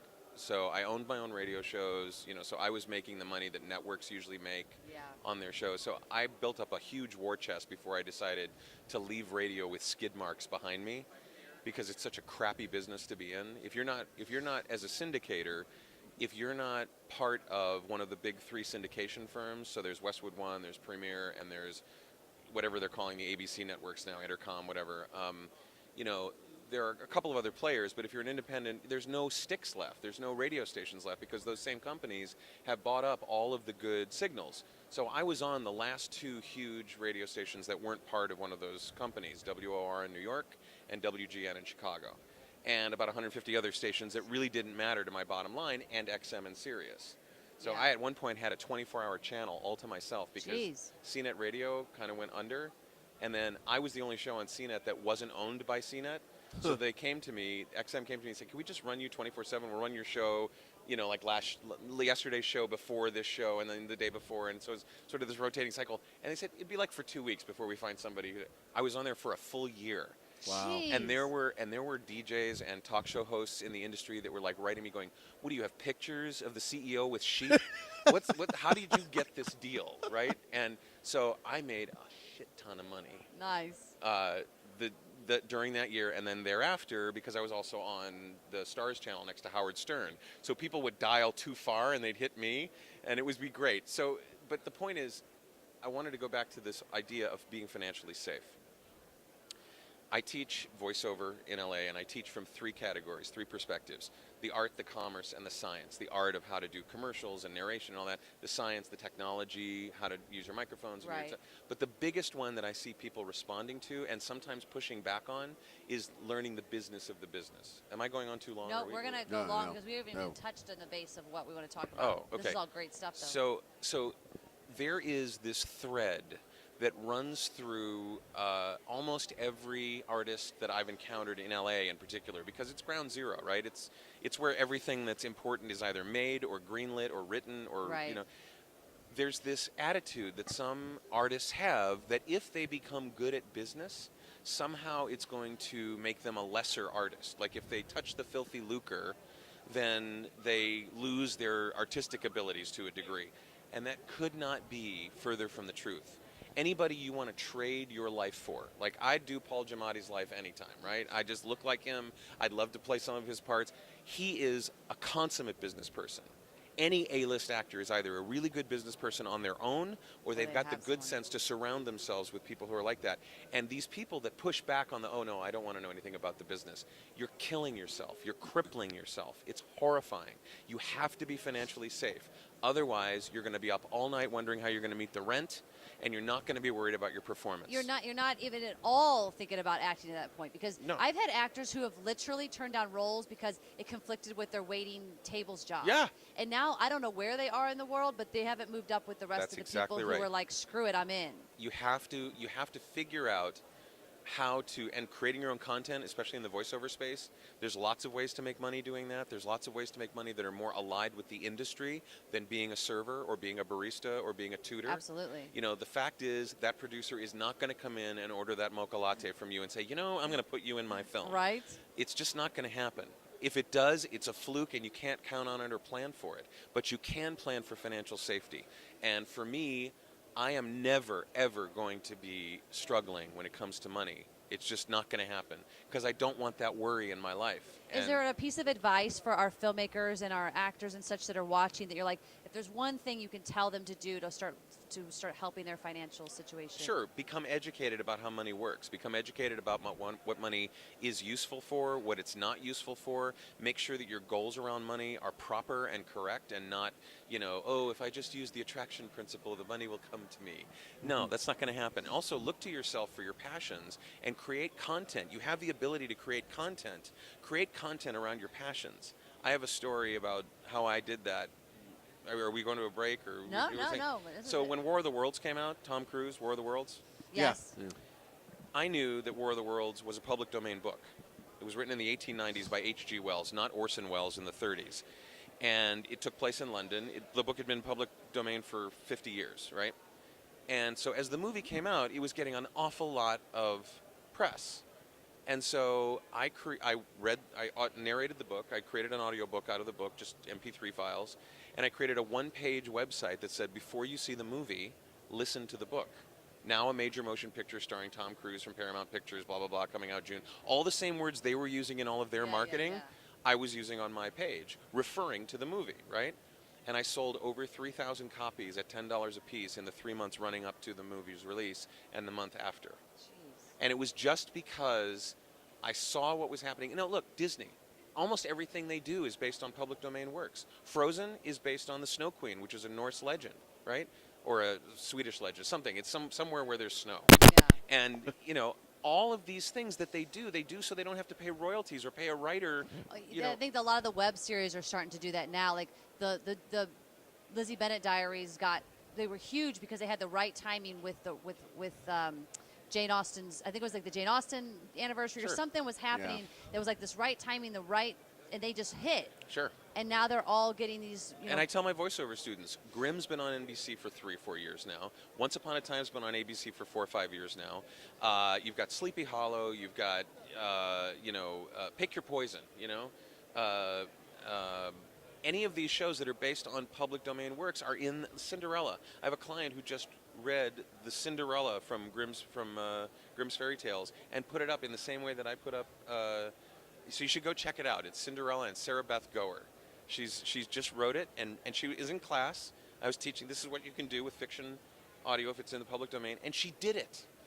And I've told over 500 students in the last 3 years, do this. Isn't She's that the first funny one that how did it. much people do not listen to the... They don't. You're like, They're like, that can't happen. I can cut 10 years of life off of your career with this one piece of advice, and people just, I'm going to do it my way anyway. Yeah, that's the answer that I get. I take an actor out to lunch probably twice a week. I want to give back to where nobody did that for me. Yeah. And I see them making so many mistakes in terms of marketing, in terms of training, in terms of, in Hollywood, it's like if you go to Hollywood and Vine, there are like 60 guys with their hands out going, I can help you if you give me money. Yeah. And they don't have the money to give. So, I try to sit down and say, hey, these are the best practices as I know them. Try them this way, see if that doesn't work, and have this kind of attitude about your career. And maybe once out of 20, 30 people, somebody will actually say to me, I really appreciate the meal, thank you. But I think I'm just going to keep doing things my way. It's insane. And I get the same thing. it's because they've been told from the get-go, from when they were 8 years old and could sing, the sun will come out tomorrow. They've been told they're special, and they've been told that they should do things their way and they should march to that different drummer. And there's an awful lot to be thankful about that. But the idea that you can't learn from somebody else's mistakes and successes is crazy. And especially when you have multiple people telling you, like I do actor reels for actors. Like they come and they go, I have no footage, I need to shoot stuff, whatever. And we'll sit down and for an hour we'll narrow down what their niche is. So like here is what you could go into and get cast as right now as a guest star. Yeah, and they don't want to hear it. No, because they want to play Lady Macbeth. Right. It's like you will eventually, but let's think of that. I don't want to be pigeonholed. You won't. No, you have to be That's what I wanting tell them. to be pigeonholed. Exactly. Remember, I'm like, play the best nurse on every TV show you ever can. There's riches in the niches. The root word of typecast is cast, which means money, which means a paycheck, which means artistic success. Which means a casting director going, oh, you were on that other show. Let me put you on this show. You just need a little bit of footage with that network bug in the lower right-hand corner that says you didn't get fired at the table read, you didn't get fired during tech, you survived the editing process, you didn't end up on the floor, and you didn't piss anybody off. You didn't get fired. And that's usually all the casting director really needs to see is that NBC logo or that Fox logo. They're like, good, somebody else took a risk on them. I don't need to worry about them. I can send them to set. I think this is a great way to go into this couple stories I love from you that I know that I don't know if a lot of the audience knows. One of which is, so you finally got on Heroes, and you thought you were up there for an episode. Was it one episode you thought you were for originally? No, I was cast for one episode. What they were doing in season 3, it was called Heroes Villains, and what they were doing was discovering and dispatching with a new villain every week. So somehow that villain would die very creatively, right? These were not the super villains like Siler who would stay on the show forever. Well, we were shooting Monday morning, July 8th, 2008, not that I remember the day. Anyway, we're shooting from I think call time was 7:30. We started shooting and we were having a great time, and Jessalyn Gilsig was my love interest at the time, and I got to kiss her a lot, which was great. Anyway, so we're shooting, and all of a sudden, around 11:30, the writers and the producer, Jeff Loeb, who's now the head of television for Marvel, nice connection to make, left. They left the set. We were on location in East Los Angeles, and left the set. Didn't come back till 5 o'clock. And at 5 o'clock they came back, and we'd shot all day long, having a great time. And Jeff and the writers returned, and Jeff goes, as we're turning around, he goes, "We need to talk." That's never anything you want to hear when you're on set. Never. No, you do not want to hear that. So we go into this little side room, and he hands me this script, and he goes, "We have some new sides for you for Wednesday." And Wednesday was the day that I was supposed to get shot and killed. Now, you got to set that up by telling everybody, you told me you were rehearsing this death scene. You were going to have the best death scene ever. So I'm reading the new script, the quote new script. And the only difference is, instead of me getting shot with a gun and dying, I get hit on the back of the head with a chair leg and sent back to prison. And I don't see any difference in the rest of the script. And I'm like, but I rehearsed my death scene all weekend. I just blurted it out, right? I was going to be the most subtle, sad, awesome death ever from a gunshot wound. Anyway, so he goes, "Do you want to die? Because we want to keep you. We've already talked to your agent. You're in the next 8 episodes." And I'm like, the death scene wasn't that good. It wasn't where I wanted it to be. You know what I mean? So, it was one of those things where they really thought that what I was doing with the part was getting more out of it than they even had written. And that's what they kept saying all the time. And they kept saying it for he was finding things in the words that we didn't even know were there. And it was great. And it was just one of those things where I was supposed to be in 1 episode, and I ended up being in 3 seasons. That's through amazing. 3 seasons as not a series regular, but series recurring. And it was just a life changer. It was a life changer. And it was because, I'll tell you why that happened. It happened because of a book. The book is called Secrets of Screen Acting. And if you don't know this book, and you're an actor and you're watching this, you have to get this book. Because it teaches you everything they don't teach you in acting class. From the technical side of how to do acting. Yeah. How to meet the camera, how to hit your mark, how to vary your vocal levels with the size of the shot and things like that. It's brilliant. Patrick Tucker wrote it, and the third edition just came out, and that story that I told you is in the preface of the book, yeah, including when the director accused me of lying about it being my first time on set. Because he said, you know things that people take years to learn. How do you know this? And I pulled out a copy of Secrets of Screen Acting. He goes, from a book. Really? From a book, really? And he starts leafing through and he goes, oh my God, he's telling them everything. So, yeah. That's great. And then, so you're sort of a pro, back it up, bloop, we'll edit that later. You're an advocate of, I don't know if advocate's the right word, but you believe in casting director workshops because you believe in meeting casting directors. And you will tell, I know you'll tell actors, you should go see certain casting directors, and they will say, I'm not going to do that. Right. But yet.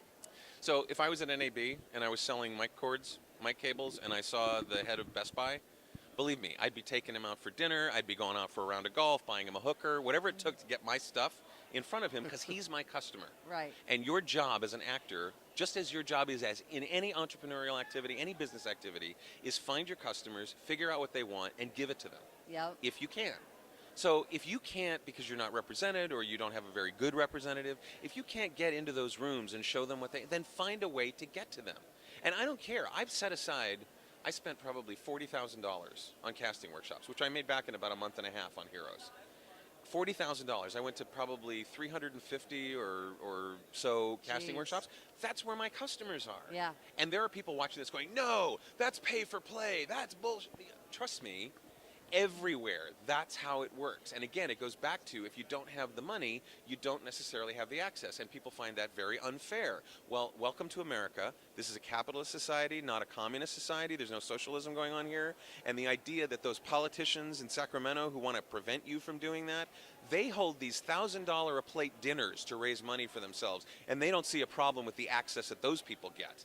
So the idea that money gets you access is really important. So it's another reason to be financially safe so that you can make sure you're in front of your customers, you can market yourself, you can show them what you can do, and not even give it a second thought. So tell them what happened after here. You might have still been on Heroes, but you were doing a casting director workshop. How do you remember all these things? Because there's this is awesome crazy. Are stories. you talking about Lost? Yeah, I wasn't Okay. going to give that away No, until no, the it's all right. story, No, but no, you well, just gave it away. No, that's not the punchline of the story. So so I go in for a casting workshop. I'd been on Heroes for a while, and it was for Valerie who cast, or Victoria cast Lost. And so one of the questions that was asked that very first night, it was a multi-night casting workshop.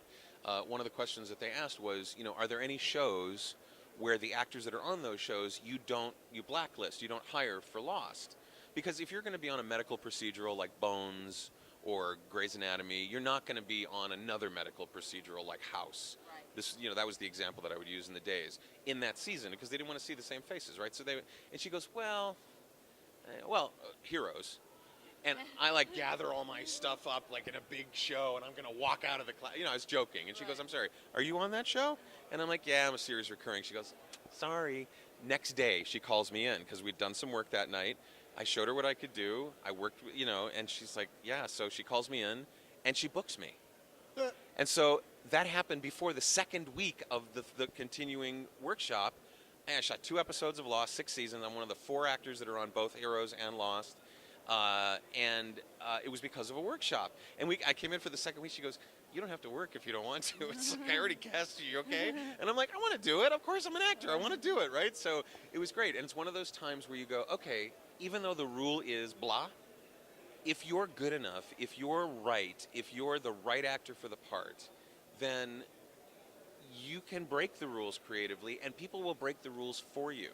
Just be prepared, be prepared to take advantage of what you need right at that moment and just know that you are enough. You are enough. I think it goes for filmmakers too. Yeah. Like we get so caught up in oh well, I haven't I never directed real TV. I directed a lot of web series, directed 4 feature films, and then I was like, but I want to break into TV. I want to have a paycheck that way. I don't know how it's going to happen. It's going to happen. And a week later, a TV show fell in my lap. And a lot of filmmakers might have been like, well, I can't do a live TV show. I've never done it. No. And I was like, I will figure it out. When I got the call that, my agent called me and said, you should let your kids know you're going to be on Heroes. I'm like, that's how you tell me I booked it? And he goes, oh, yeah, tell them. So it was like that's like a moment in your life as any performer where you go, okay, now I actually have to I have to really want what I say I want and do what I'm gonna do and grab it with gusto and just kill it. Like you can't be tentative at that moment. I couldn't have been happier. I couldn't have been more excited. I was napping when he called, and I was pissed that somebody woke me up from a nap. I was so not pissed after that conversation. I was like, awesome. And I went out and I got like some spaghetti. It was like, I don't know. I just did these, it was a little happy dance, because I knew that no matter what that was, it was going to be one of those fulcrum moments that would change where I was at in my career. Yeah. So anyway. Well, also though, you take advantage of that because I think a lot of actors get their one moment, they get their one time on TV, but they don't prepare for it. They don't go in there and balls to the wall, do it all the way. Appropriately. Right. Appropriately. It's not like if you're hot dog vendor number 2, you don't want to go in and go, here you go. That's not doing it balls to the wall gusto, but knowing what your appropriate point is and your appropriate role is in the storytelling and really making sure that that's what happens. That's exactly the point. With and a there, good and attitude but there are people, and that's part of it too, like just going in there and being happy. But how many actors have you talked to who said, look, I just want one credit on a network show. That's all I want. I'll know I've made it when I do that. Well, that's the bar that you've set for yourself. My bar is I want to be number 1 on the call sheet from now until I die. That's a very high bar, love that. right? And so I'm in a show right now where I am number 1 on the call sheet, and as long as they have me on the show, I'm happy. It's a show that's making me a lot of money. It's called The 49ers. And it's on Hulu, and it's completely sponsored by Subway, and I've been in all 4 seasons, and I love these people, and they tie into my approach to the business because they're all about creating content for the big brands that have big advertising budgets, and creating Hollywood-grade content. Do you know who Jamie Widows is? The name sounds Jamie familiar. is one of the most prolific sitcom directors in the business behind James L. Brooks. He's in that same Nice. category. He did 2.5 Men, Big Bang. I mean, he's like been directing. He's one of the vagabond directors that has made it big time. And he's directing this. And working with Jamie Widows means I also work with Doris Roberts as my co-star, right? And I work with, these big names that he knows and can get to be in the series. And so it's great, and I love it. And it's the future of what we're doing in some way. It's one tendril, but it's back to the future because it's the exact same thing that the soap companies were doing in the 50s. They owned the shows. They would use the products in the shows. Everybody would be smoking the Chesterfields, or they'd be using the Duz dishwashing liquid or whatever. They owned the shows. That's why they're called soap operas, because soap companies, Colgate-Palmolive and others, owned those soap operas. And so that whole business of being funded by big brands is nothing new. It's just everything old is new again, So it's just awesome. I love it. Yeah. I'm like sitting there. All I was thinking was, I just started to get these tingles of like. I'm just soaking all this in. Well, I'm like like something's so gonna. quiet. Well, I'm but just like I going. get this feeling like there's something big about to happen. There's this feeling in this the is air. It's already happening for you. You're already like well on your way. But like I just feel like when he says those words for us personally, like I feel like with the web, with everything going absolutely. on. I know I'm very tired, so maybe I'm susceptible to like No. weird energy. I think we are. We're kind of at the cusp of where the business is going to be changing. Right now, there's a paradox of choice. There are so many choices for people that in the old days when it was ABC, NBC, CBS, and PBS, and that was it. You could say, yeah, I watch Dallas. Yeah, I watch Wonder Woman. Now people go, do you watch there's 2 shows that were Orange is the first word. Orange is the New Black, and then there's another one, Orange. I don't even know the other one. Yeah, and so it's like, do you watch that? And I'm like, yeah. Oh, you mean Orange is the New Black? No. This is another show that's on Showtime or something. And like, no, I can't. I kill myself trying to watch all the shows that I want to watch. Right. And there's so much good stuff happening. And now, if you want to put it on the web, you can still make a shit ton of money. Right? Are we allowed to? Am I allowed? I think that's number 8 for shit. That made 9. 9. Okay, great.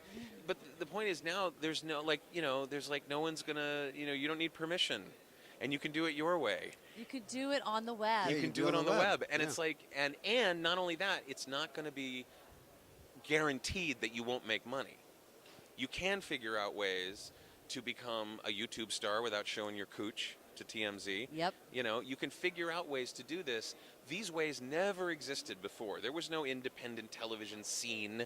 You know, you needed permission from the big networks to get on the air. And now, no permission is needed. And if you're really good and if your story resonates, you can actually make money with it, which is awesome. It used to be you couldn't, but now you can. And it's definitely tough, and it's a big road ahead for web and content creators, but people are showing that it's doable, and that's sort of audience watching. Tonight you're going to be presenting an award at the International Academy of Web Television Awards, and it's something that I feel like you support, because you're even saying now this whole Subway series, we're going somewhere with this. It's going to, something is You mean going I to got happen. selected for that category without them knowing I was on a show like that? Interesting. I'm going to have to talk with Tim. Find out what's going on there. I think they just wanted you to present first. Oh, okay, great. Because you're the big star. Oh, sure I am. You're Bria's, number one. I'm number one. You're number one. Bria's going to be there. I think Roger's number one on the call sheet for this show, but Don't tell him I called you number one. Okay. He's already mad at me. Yeah. No. Bria Grant's going to be there from Heroes, Yep. and Oh, Bria that's played the Speedster. She's awesome, and she uses my app Rehearsal, which is great. I love her for that. She talks to everybody about it. So yeah, I'm looking forward to it tonight. Yeah, it's going to be fun. So again, if you guys are at home and you can't get to Vegas, tune in tonight, iawtv.org at 8 p.m. Pacific time. And if you're here, Westgate. Come to the Westgate Hotel. Paradise Center. Paradise Center. 8 p.m. 8 p.m. A little before 8 p.m. because you got to go to the door and just do the whole Jen page so that I could get in thing. Yep. So before we wrap up, speed round. Speed round. All right. Go David for it. H. Lawrence, the 17th. What is the one thing that better be a craft service? What? What is the one thing that better be a craft service? So that's a trick you can use when somebody asks a question and you're trying to think of an answer. You've heard it, but you actually go, what? I love this. And then you get a little bit of extra time to figure out the answer. So the answer is the Uncrustables. Oh my God. From the strawberry ones. When they're at the craft services table, I like go and give the crafts person a tip. I like thank you so much, and ice cold milk. So Uncrustables and ice cold. Look at this. Oh my God, physique. you're like a I 12-year-old. am a I 12-year-old. love it. What are you so kidding me? much. Arrested Development. That's me right here. I love Forever it. teen. But Uncrustables, strawberry, you got my attention right off the bat. I'll know my lines if you get me Uncrustables. What's the one piece of gear you can't live without? What? So the one piece of gear I can't live without is probably my iPhone. My iPhone. I was going to say your rehearsal app probably. Yeah, my rehearsal app on my iPhone. Yeah. But the iPhone is, I mean, technology in general has been such a boon to me and so supportive. And I worked in technology for years and years and years. I worked at AOL. I was the first voice heard on AOL after the guy that says you've got mail. So when they started actually doing live audio on AOL, I was the first voice heard there, and I created the radio stations for them. But I think my iPhone has changed a lot about how quickly I can adapt and move in this industry. I got an audition for Community, and on Yahoo. No, this was when it was on NBC. Oh. And I was working Heroes the next day when they wanted me to come in. And my agent called. I was at my agent's office, and they called him, and they said, well, we can't see him tomorrow because he's working. We're going to make our decisions tomorrow. If he can get down to Paramount, and this was from Studio City, if he can get down to Paramount by close of business, it's like 3 o'clock in the afternoon, we'll put him on tape. Well, I could get there, but knowing my lines, and so I had, Voice Memo, it's a built-in app on your iPhone. If it didn't have a repeat, if it had a repeat function, I probably wouldn't have created Rehearsal. Because I was going down the 101 driving, trying to get there in time, looking for the soft button on my iPhone to repeat my lines, because I'd recorded my lines and I was learning my lines on the way to the studio. Yeah. And I'm like dangerously driving, weaving in and out of the lanes on the 101 down to Melrose. And I'm like, there has to be an app for this. There has to be. And there was, but it was horrible. It sucked big time. So I created Rehearsal, and it's become an industry standard. I have like 70,000 users. Wow. And people from the very tippy top of the A-list all the way down to students just getting started use the app, and I couldn't be happier about that. And it's one way that I stay financially safe. That's awesome. Yeah. It's called Rehearsal 2. It's in the iTunes. And no, there is no Android version. There's no Android. I'm really tired of you guys giving. Move on. Well, it's only because Blah. Android Nah. people. Okay. What? All right, so. They give me crap What about i- being an Android user Well. 24/7 around here. I mean, it is, it is the industry standard of choice. I mean, all the professional apps that have been developed for the iOS. So I'm sorry. I'm really sorry. Well, then the iPhone should develop things like swipe and work better there with is a my swipe. Google. There is a swipe for yeah, there's a swipe. Are you an Android user, Rick? Okay. Are you around for a second? We're Okay, gonna this sit is and my talk. interview. So, I love Apple. Anyway. what is If you where- could if you could film okay, go for it. if you could film anywhere in the world, where would that be? Anywhere where I'm number one on the call sheet. Number one I don't care. on the call I mean, sheet. there are places that I don't want to go. You know, like I don't want to go out to the desert and I like hate get filming in burnt. the desert. You know, I'm not somebody who's like, you know, up for the Burning Man shoots. Yeah. That's not me. I like being in a nice, comfy, air-conditioned studio with, you know, a nice big chair with a side pocket for my water and my. Yeah. my You know what my question is then, because Okay. I have a favorite. Okay. If you of all of the lots in all of LA, where is the one where you're like, I want a show that's on that lot every day? I've never shot a show on the Paramount lot, and the Paramount lot is just like so iconic and lovely. And I've shot almost everywhere else. Fox is beautiful. You Fox know, is too far to drive. it is. You can't get there from where because Jen and I live in the same city, and you just can't get to Century City from where we are. Can't. Yeah, it either takes 15 minutes or it takes 5 hours Yeah. to get there. Yeah. So, but I think I'd love to shoot at Paramount. I've shot at Columbia. I've shot almost everywhere. Sunset Gower is, of course, my love from Heroes. I have to. My thing is, I want a bungalow on Universal Lot Oh. because I need to take break because Harry Potter Land's going to be there in 2016. So I figure I could take my breaks and go have butterbeer. This is a great reason to want to shoot Don't there. you think? Sure. Okay, everybody in the audience is nodding, right? Okay, We're getting great. applause over this. I once wore a shirt that says, "You know Dumbledore dies on page 536, right?" Oh my God, did people piss on me for that? Who is Dumbledore? We're not getting into this I conversation. don't even know. So Let's give it. No, let's give it. he's a so- character that dies apparently on page 536 of one of the Harry Potter books. What is the It's give the passion one? What drives you to become a better filmmaker? What inspires you to be a better filmmaker? So a better performer? I'm actually I help filmmakers. I'm not a filmmaker. I'm one of those actors that has no aspirations to direct or produce. Like I just want to be an actor, right? That's what I want. I'll fund things from time to time. That's not an invitation, but you know. But I don't want to be a producer, director kind of thing. I just love storytelling. I love watching people burst into laughter, burst into tears, get knowledge. I love being one of the catalysts that changes people's lives through storytelling. And that to me is, I'm just playing on the fact that she's had very little sleep, so I've dropped down into phone sex mode. It's working. And then it's like, she's like, oh, that's so wonderful. But it's true. It's absolutely true. The idea that you can, just with the words that a writer writes and the environment that a filmmaker creates, that you can change people's lives with what you say and how you move is to me amazing. I used to love it when I was on radio because it was just my voice. I could change people's lives with my voice. Yeah. But now I get to use my whole body, and I get to use all of the skills at the same time. That to me is one of the most satisfying things in the world. The second most satisfying thing in the world is that 10 business days later, I get a check. By law. Awesome.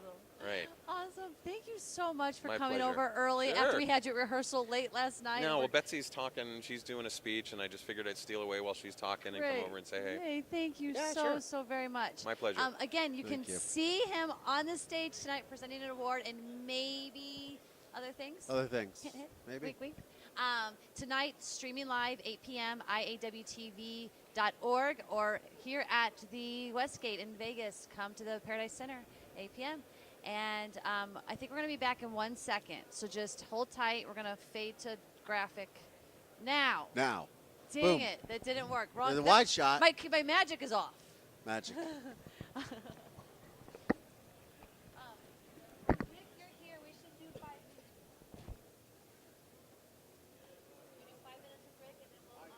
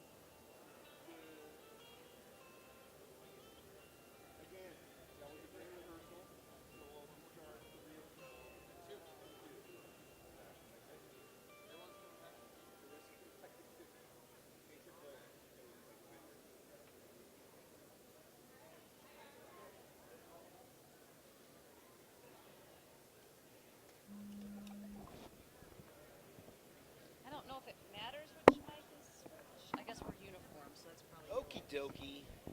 Oh, I'm so cold. But I don't want to wear a sweater You on want to wear my air. jacket? Should put your jacket on for this. Here, you want to wear this?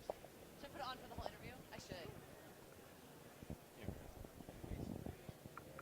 Collier's really stressed. He's got to get these screens. We just found out that our screens aren't broadcast working somehow or something. Oh, weird. no. So he has to redo them all.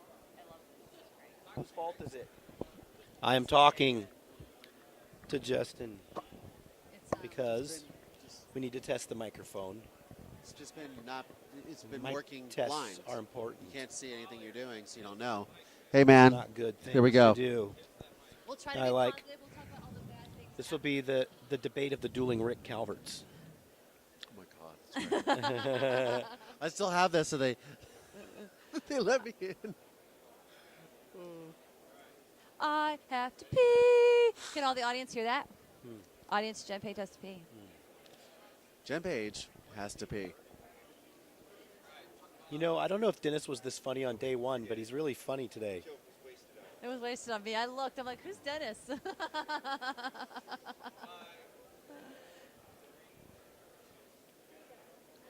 Hi again. Here we are. Thanks for hanging around. If you've been hanging around, Thank you. It's Thank you been very a much. little bit longer show because we It's have been a longer show. a lot of people floating around because it's the awards tonight. Yeah. And it's really cool that we're gonna just really quick. We want to introduce you to somebody that's been. I don't know even the word is. He's just been awesome to us. Not only do we have the New Media Lounge space that we're filming from at NAB show, but he's just been a supportive person Very through this supportive. whole awards process. Absolutely. And he is, I'm going to say the CEO and founder of New Media Expo. He'll correct me if I'm wrong. But Rick Calvert, thank you. I was wondering where this person was you were talking joining about. us. Yeah. He's even so supportive that he loaned me his He lets you his jacket 'cause I'm jacket. so Cold. cold. So Rick, thank you really for being very here. welcome. It's been people have been coming by, they've taken pictures, asking questions. Like this is such a wonderful spot that you've given us. So thank Well, you. you're very welcome, and forgive me because I got a sinus infection last night, so I'm a little foggy at the moment Oh, on drugs. don't worry, we're on no We're sleep. on no this whole sleep. show's been delirium today. But I'm thrilled that you guys are here, and Collier and Jen, the work that you guys have done on the award show this year. thank you. I can't wait to see it, and it's one of the things I haven't had to do, be so intimately involved with. Just say, yeah, go do that thing, and so I'm just going to be a fan watching the show, and I'm excited. Thank you. Thank you Lower very your much. expectations, so then you can. Yeah. We can blow them away. From here to here, somewhere in here. Or maybe here. What has this year been like for you? Because I know there's been a lot of talk for New Media Expo. It's a very different year for us because last year was my first year and it was at the Rio and it was an enclosed space and we mixed and mingled. So how has the vibe been for you as far as like sort of trying a new thing? I think really good so far. Great. Again, I'm trying to give you the enthusiasm through my the fog. sinus infection. But again, the space is gigantic now, right? The people, you were here at NAB last year, so you know what that looks like too. Yes. But most of our attendees have never been here before, so they don't know what this looks like. So it's infinitely bigger than it was last year. I guess anticipation is what it is. Everybody can't wait to see what the award show looks like. Everybody couldn't wait to see what NMX looked like when they got here. Yeah. And I think they're very, very happy. So. And I think what's interesting is that like what I love, like for our badges, for instance, we have our little NMX tags. So as soon as you see someone with Yeah. one, it still has the same vibe of like, we're allowed to talk to each other. They're You're part gonna of our talk to tribe. me. We love you. Yeah. It's a support. NMX still has that. Even though it's bigger, we still have that support of the community for each other. Yeah. Which is something you've created. And the other people, here at NAB will ask, what is that thing? Yes. What are you crazy kids doing over there? Yeah. Which is great. Yeah. Yeah. Yesterday, I don't know if you heard this, but yesterday I had my panel that I was moderating, Women in New Media. We called it a passion-driven perspective. I walked in last year. Our Women in New Media panel was maybe 20 people.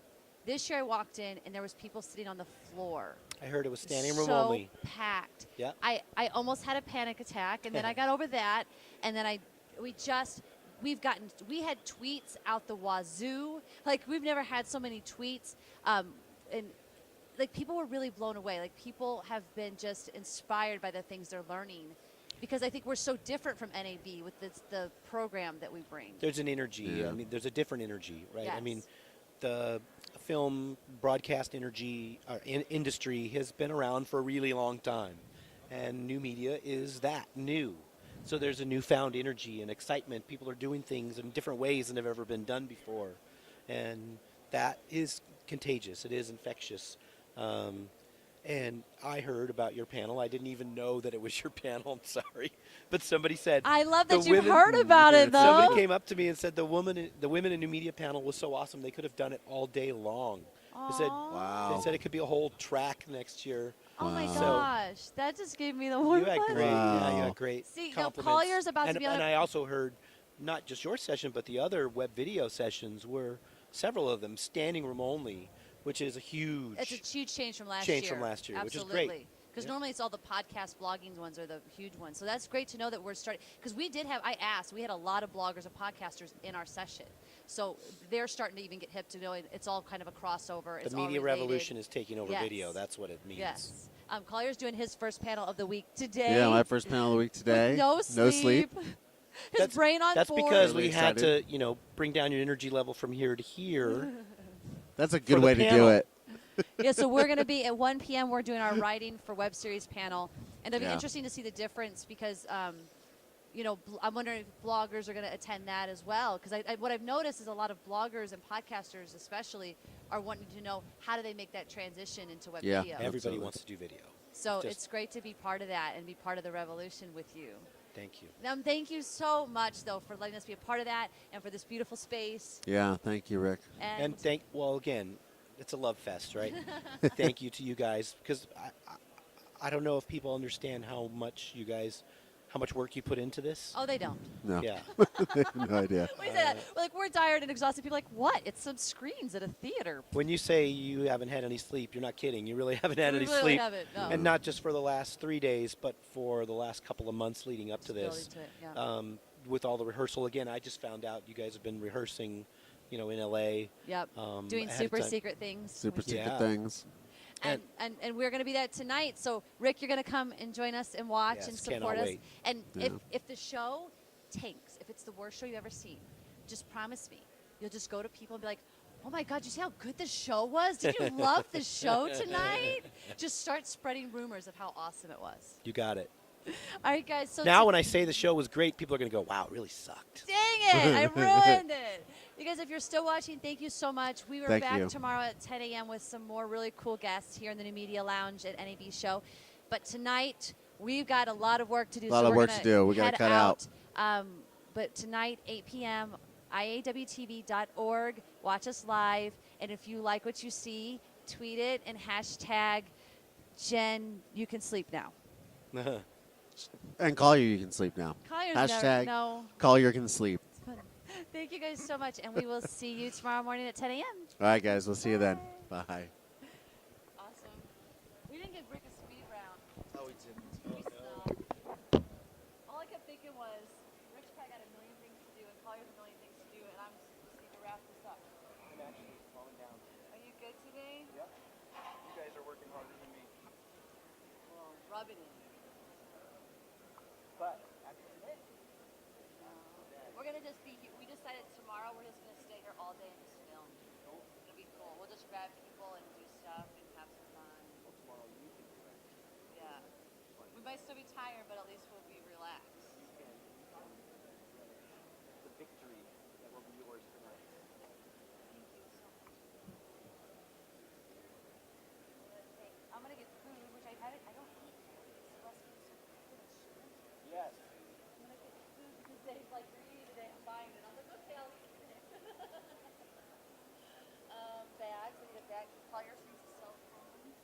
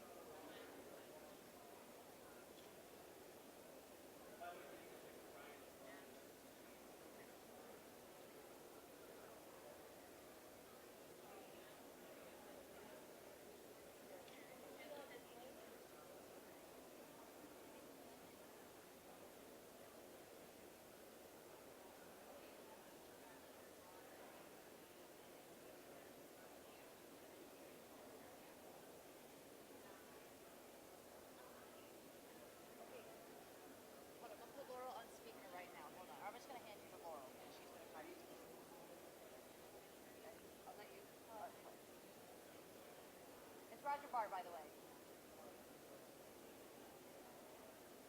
I love that Laurel's just like on it. Who am I talking?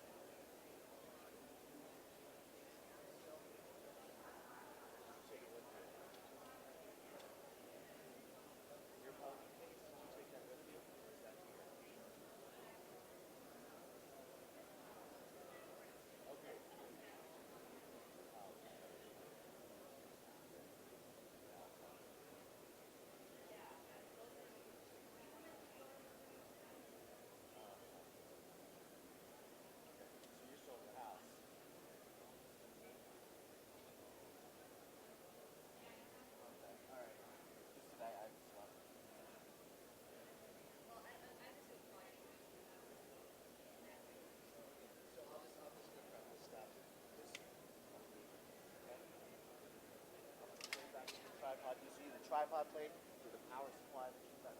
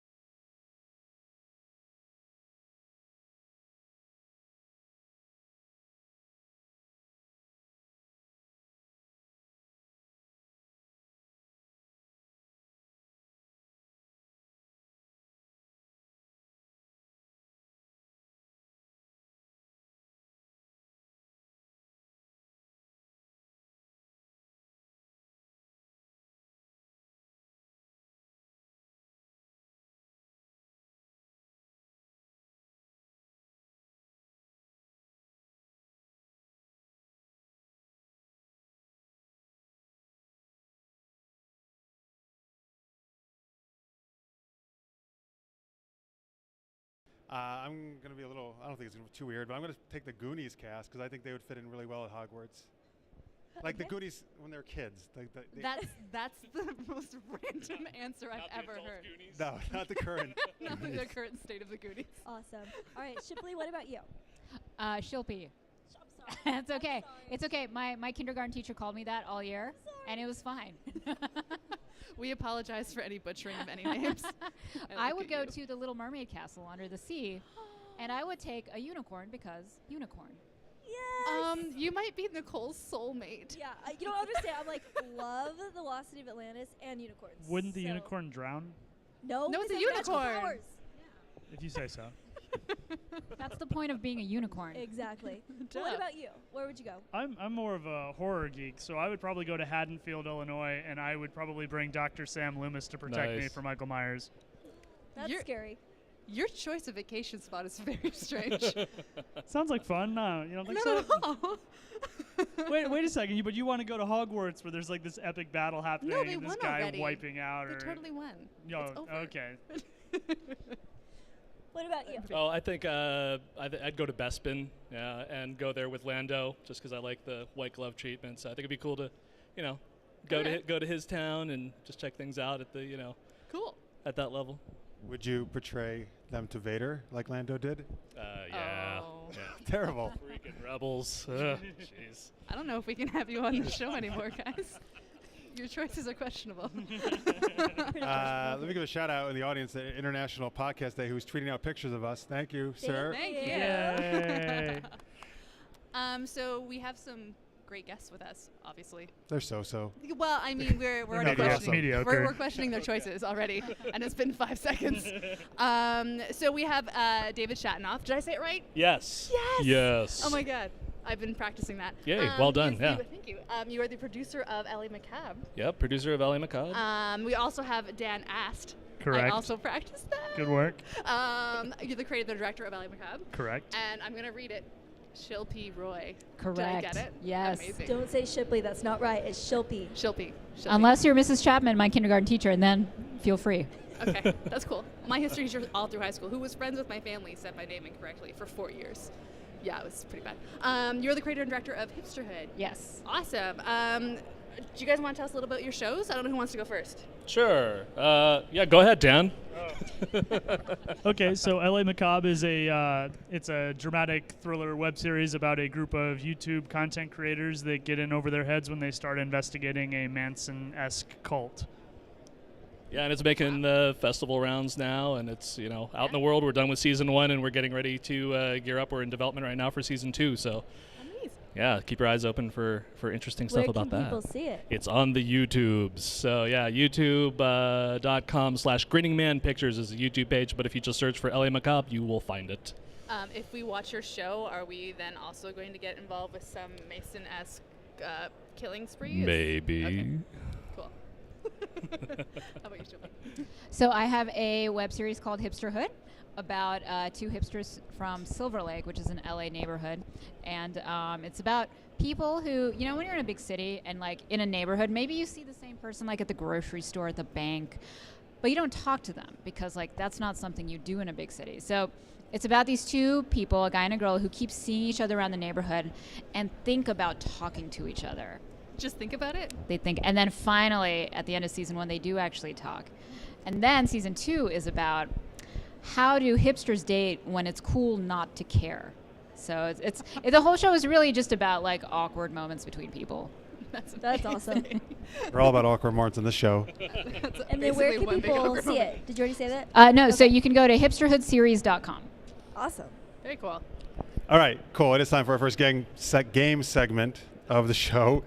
It is called Character Cage Match. All right, so, yes, are you going to cheer?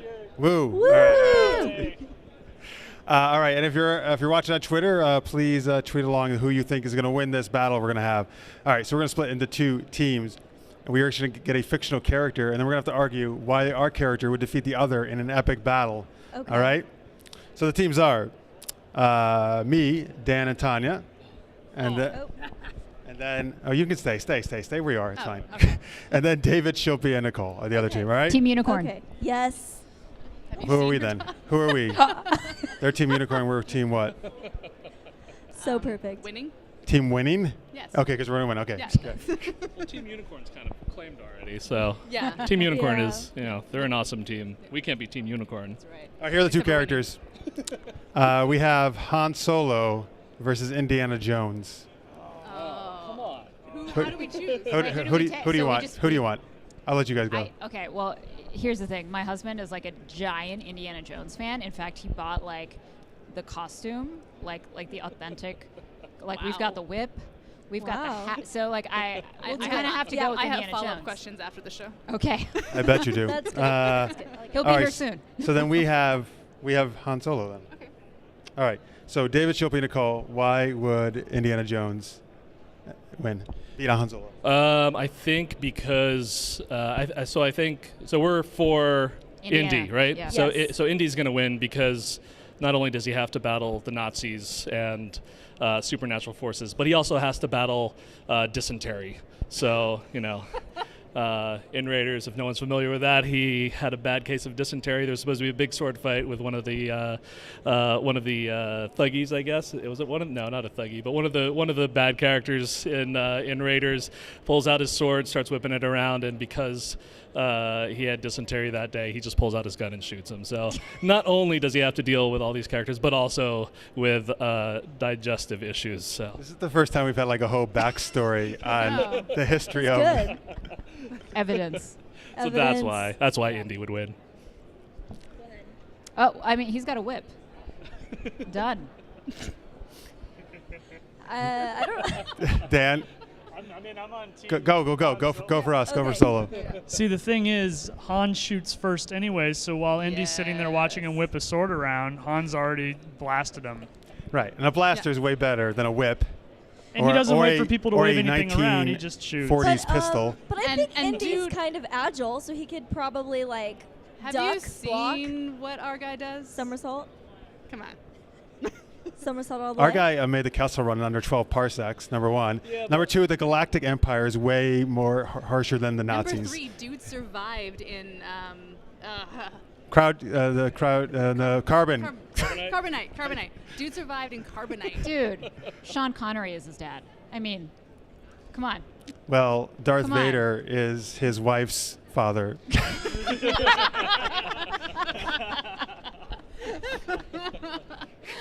Did we just win? I think we might have. I think they did. Wait, you're on my team. I didn't think that was a way to. He doesn't have the power of Darth Vader. Wife's father is really not that aggressive. I was gonna say, I mean, even I know that. But I guess I'm cheering for Hanson. That is a lot of pull. If you have Vader in Well, your, that's Vader-in-law, come on. Yeah, he could literally just like, honey, can you go talk to your dad for a second? Right, and get rid of this indie fellow that's been bothering us. Okay, so Indiana Jones wins, right? Is that what we're saying? No, That's what we're saying. Yeah. Twitter, Unicorn. tweet out Unicorn, who yes. you think won, and we'll go on to the next one. Team Indy. Team Indy. All right, No. here we go. Same teams with Tanya. Who do we got? So we have the Scooby-Doo gang and the Smurfs. Oh my I god. know, that's a hard one, right? That's really tough. That's a Nicole, David. I don't know. David, you choose this time. So I think we're gonna go with the Smurfs. Okay. I think. Good Yeah. choice. Okay, So we're pro Scooby-Doo. Smurfs. We're Scooby-Doo. We're Scooby-Doo. We're Scooby-Doo. Okay. Gang. Okay. The collective. All right. Yeah. So the Smurfs are obviously going to win here Right. because there's like there's 100 of them, right? There's like There's a 101 lot. Smurfs, including Smurfette, and she's the only female. So you have 100 dudes ready to do battle at any time. If you can mobilize a Smurf army, I think you're done. The opposing force is done. So Yeah. I think Scooby-Doo's gang, even though they have the Mystery Machine, I think just the sheer overwhelming numbers here just They plays would in the favor overrun of the Scooby-Doo. Smurfs. I mean, yeah. they would just crawl all over him. Yeah. And, Yeah. yeah. I actually have an idea. Okay, so what they could do is they're blue. So they could hide up high, like kind of in a tree, like somehow like in the sky, so if you can't see them because they blend in. And then when the moment you're not looking, they just fall down to the ground and pummel you guys.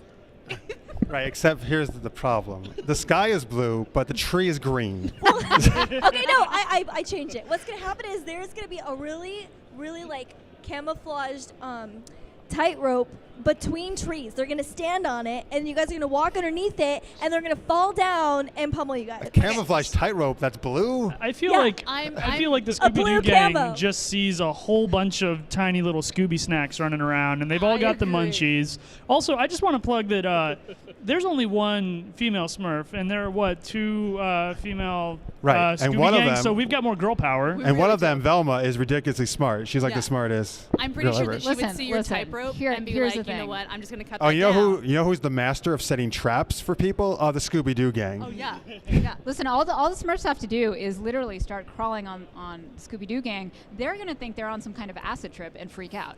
I mean, But they're so you're used to done. being on acid. It's fine. Yeah, it's not a weird thing for them Well, then anymore. they'll collaborate and take out, solve the mystery or defeat Gargamel. They'll just work together. Work together. Yeah. I can see that. I feel like now we're uniting. We're not We actually are. fighting. We're uniting now. We're Well- actually, yeah, I feel it could work. So, That's by the what way, unicorns together and win. So, Yeah. we got some treats for the last one, the Indiana Jones versus who was it? Han Solo. Who did we talk about again? So Trekkie 1000 and at the Sam Miller both go for Indy. So I guess you guys won. Honestly, I feel as though you had the stronger argument. Dun, dun, dun, dun. All right, so now you guys got to tweet in about who won the Smurfs versus Scooby-Doo. While you do that, we have a fan question, right, Nicole? No, Or Tanya does has it? it. I All right, do. fine, you have Yes. So fan question from earlier in the week from at Dezzles in Australia, I would like to point out. If you could buy any fictional character a drink, who would it be and what drink would you buy them? I would go with. I want to give Hermione like some really strong whiskey, and just see her go Loosen out her of up. control. Yeah. Yeah. Not butterbeer. No. Not butterbeer for No. Hermione. Just No. straight I was whiskey. going Go to for the stay in next that too in the Harry Potter. I was going to do Luna Lovegood, but I wanted to drink some butterbeer with her. That's what I was thinking. I think conversely, I actually want to buy The Man with No Name, from the Dollars trilogy, Clint Eastwood, a strawberry daiquiri, just to see what would happen. Like to see if that would make him angry, if he would just start shooting, or if he would really enjoy it, because I would really enjoy it. So I don't know, like whiskey just seemed too obvious there. I'm sensing that you like to put yourself into dangerous situations just to see what would happen. I'm a thrill seeker. Okay. David? Yeah, I'm gonna buy Han Solo some blue milk because he lost that that character battle. So, so losing to Indy, I'm just gonna buy him some blue milk consoling drink there. So. I would like some blue milk. I would buy Starbucks of whiskey. Nice. Okay. And that probably would last all night long. I could see myself being like under the table and she's just still pounding it back. Katie Sackhoff. Starbucks and oh, not. Yeah. Oh yes. Yeah. Okay. Nice. Yeah, Of course. good one. I would buy Jean-Luc Picard a Milk? drink. No, I'm kidding. No, mainly just because I want him to hear him say tea Earl Grey hot. Oh, so you would ask him, what do you want to drink? Right, exactly. Got it. Not Romulan ale. No. No. All right, so it's time for, what is this time for, Nicole? It is time for a game that we like to call It's Like Charades, But You Can Talk, which is exactly what it sounds like. Yeah. It's like charades, but you can talk. Although in our may have last a new panel, we might have a new name. Is it like Sharadio? Charadio. Charadio. Yeah, Charadio. Yeah. We'll see about that. How does it work? Okay, so basically what's going to happen is you're going to be given a clue with a geeky character and an action. And we have to guess what that is. But we're going to do it a little bit differently today where you guys are all going to be on the same team. So the first person's going to get a card with a character and an action, and they're going to act it out to you as long as they don't say what the character's name is or any of the words in that. And then once someone gets it, that person who gets it right is going to switch spots and become the clue giver. Okay. All right, and we're going to do, what are we going to do, like 60? 60 we could seconds? do 60 seconds, all right? See how many you can get. I don't need to give like a clue, like an example, right? Or No, you're fine. Okay. We'll let, All you, right. we'll let you off We're on the hook good. in this Okay, one. good. Okay. By the way, Chris Hadley, who's watching live, thank you, Chris, tweeted in blue milk. That must taste awful. Yes. I would probably agree. All right, so we need, David, you're going to take this mic. Okay. You're going to come here. Alrighty. All right, so you, yeah. Dun, All dun, right, dun. so I'm going to show it to him. Either you guys guess. You're going to switch spots with him. Be careful with the mic, so please don't trip with the cords. All right. It's a dangerous game. You're fine. All right, you ready? So I can't use any of these words on the card, but you guys have to guess anything based on else. everything else. Okay. Let's do this. Oh my gosh. Okay. Goodness gracious me. Seat review. Yes. Uh, Singing The opera. river is wide, Horatio. I Doing believe Shakespeare. C-3PO little performing Hamlet?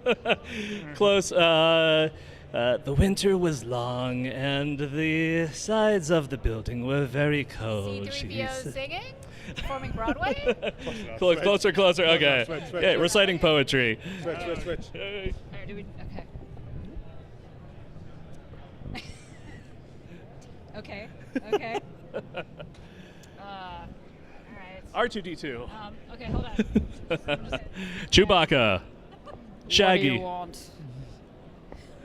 do you want? Not Cousin Ed. Is this Anton Chigurh? I don't have any potions for you here. Oh, Snape.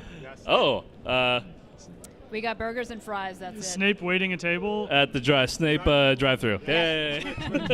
Kind of glad I haven't won this yet. You won. You got the drive. Oh, I won? Yeah. Do I do it? Okay, perfect. Okay. All right. It's pretty good with the hair. That's what I got. I just killed 100 zombies. You just got to let me off of this one time, officer. I know. Rick? I can't remember his last name. Rick Rhymes. Rick. If you let me go this one, yeah. All right. Dan, you're doing well. Yeah, I'm great at this. Oh my god. I don't. Okay. Just do something with your hair again. Okay. The Karate Kid. Offensive stereotypes. The Matrix. Oh no, Gargamel's coming. What? Time's up. Wait, who's the character? I don't know how to do. It was Oh, Papa Smurf. Oh, that's funny. Papa Smurf doing kung fu. Papa Smurf Oh, teaching very nice, karate, very yeah. nice. Is that you want Shelby to have that, Mike, and I'll come back over there. Okay. Thank you. Okay, got it. We're good. All right. That was almost amazing. That was, yeah. I think you should teach kung fu or karate on a That was regular good. basis. Well, I mean, I am a brown belt in karate. Oh. I'm not even kidding. Wait, really? I couldn't tell from that. So, I know. She had to dumb it down. She had to dumb it down for us. She didn't want to give away all of her moves. I was afraid of the microphone cord, so I couldn't really go Okay, all out. that's you fair. know, But I was about to strangle somebody with the cord if you watch closely in the video. So. Awesome. We'll have to watch the replay. In slow motion. All right, cool. So before we wrap it up for today, why don't you give links again, L.A. McCobb? L.A. McCobb, you can see it on youtube.com/grinningmanpictures, or just search for L.A. McCobb when you go to YouTube in the search bar. And Hipsterhood? Hipsterhoodseries.com or just Google Hipsterhood, all one word. Awesome. Thank you guys so much for being here. Thank you guys for watching live, for tweeting in. I still don't know who won the Scooby Smurfs thing, so that'll be an endless unanswered question. Debate. Yeah. Endless debate. For the ages. You can watch us, supergeekedup.com. We do the show live every week, Wednesdays at 8 p.m. Pacific. Again, except today, because all of us, will be at the IWTV Awards. Yay! So hopefully some of you guys who are here at NMX and NAB show will be here at 8 p.m. At the Paradise Center watching the IWTV Awards, or watch live at iwtv.org. Cool. Yes. All right. Thank you guys for watching. Also, we'll be back on this stage tomorrow at 11 a.m. doing some more shows. So you can see us then. Thanks, guys. Stay geeky. Bye.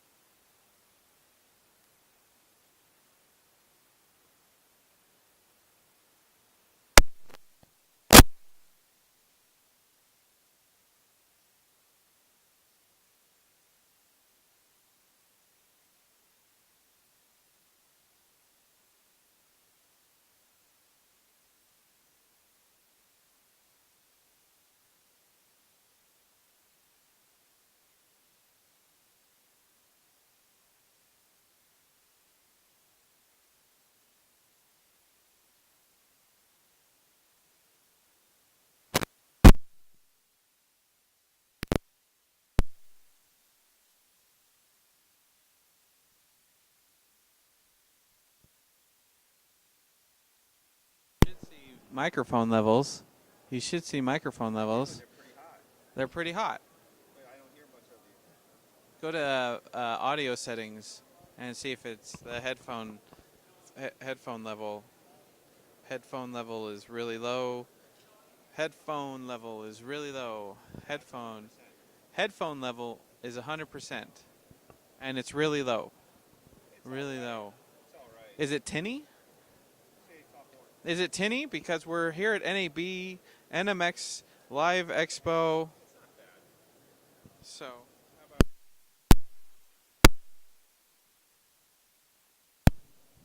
are we tinny?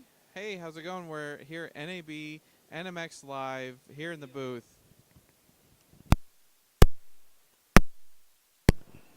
Live at NMX, we're about to walk into the theater for a brand new show. This one's louder. It's a little louder, just a tad tinny. Yeah. And the other one is lower and flat. Lower and flat. Yeah. What's the volume level? Everybody's at 100. Everybody. Everybody. Everybody's at 100. So this cable, this microphone, this cable sounds like this.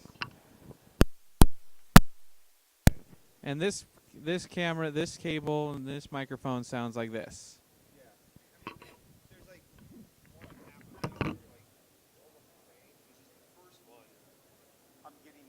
I'm getting a little bit better input. Like this. A better bad English, more better English and stuff like that. It sounds kind of natural.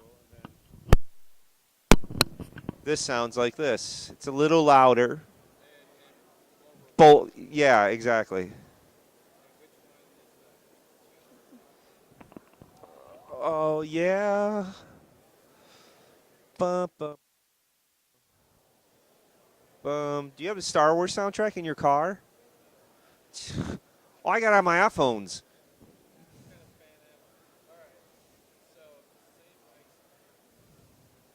Same mic. This is the first one. That sounds okay. Can I recite the opening of A New Hope? It's been a while. That was, yeah. This one is the way it is right now, if you can hear it.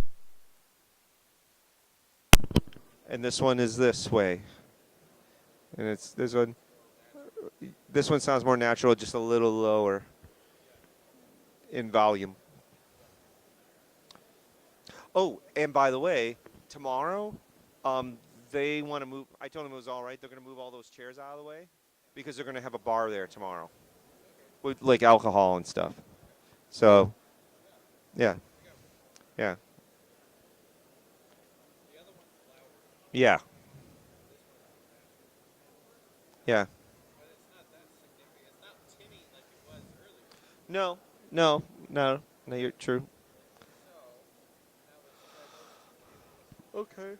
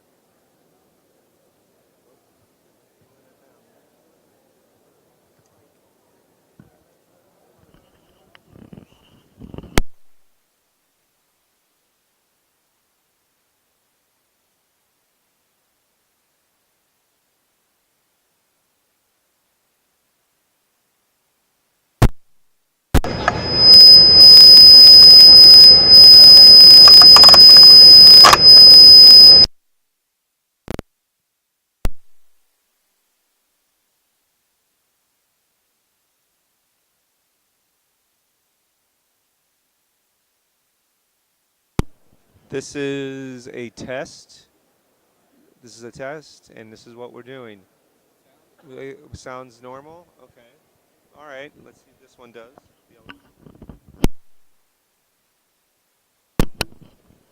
This is a test. It's a big test. It's a big test of the emergency broadcast system. A little bit of test. This is only a test. And we're working, and there's people walking around, and people want to do things and buy a bunch of shit that they don't need.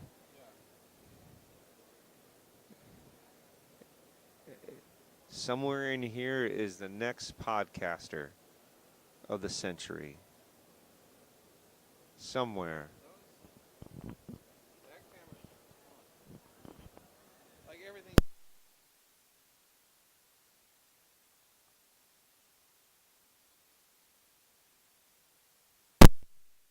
Camera. Blackmagic's infallible, though. Well, he might have a different version, like, you know, the firmware might be, one might be different There's firmware than another. Supposedly, they're all the latest upgrades. Alright, so let's do 1, 2. You don't put French salad.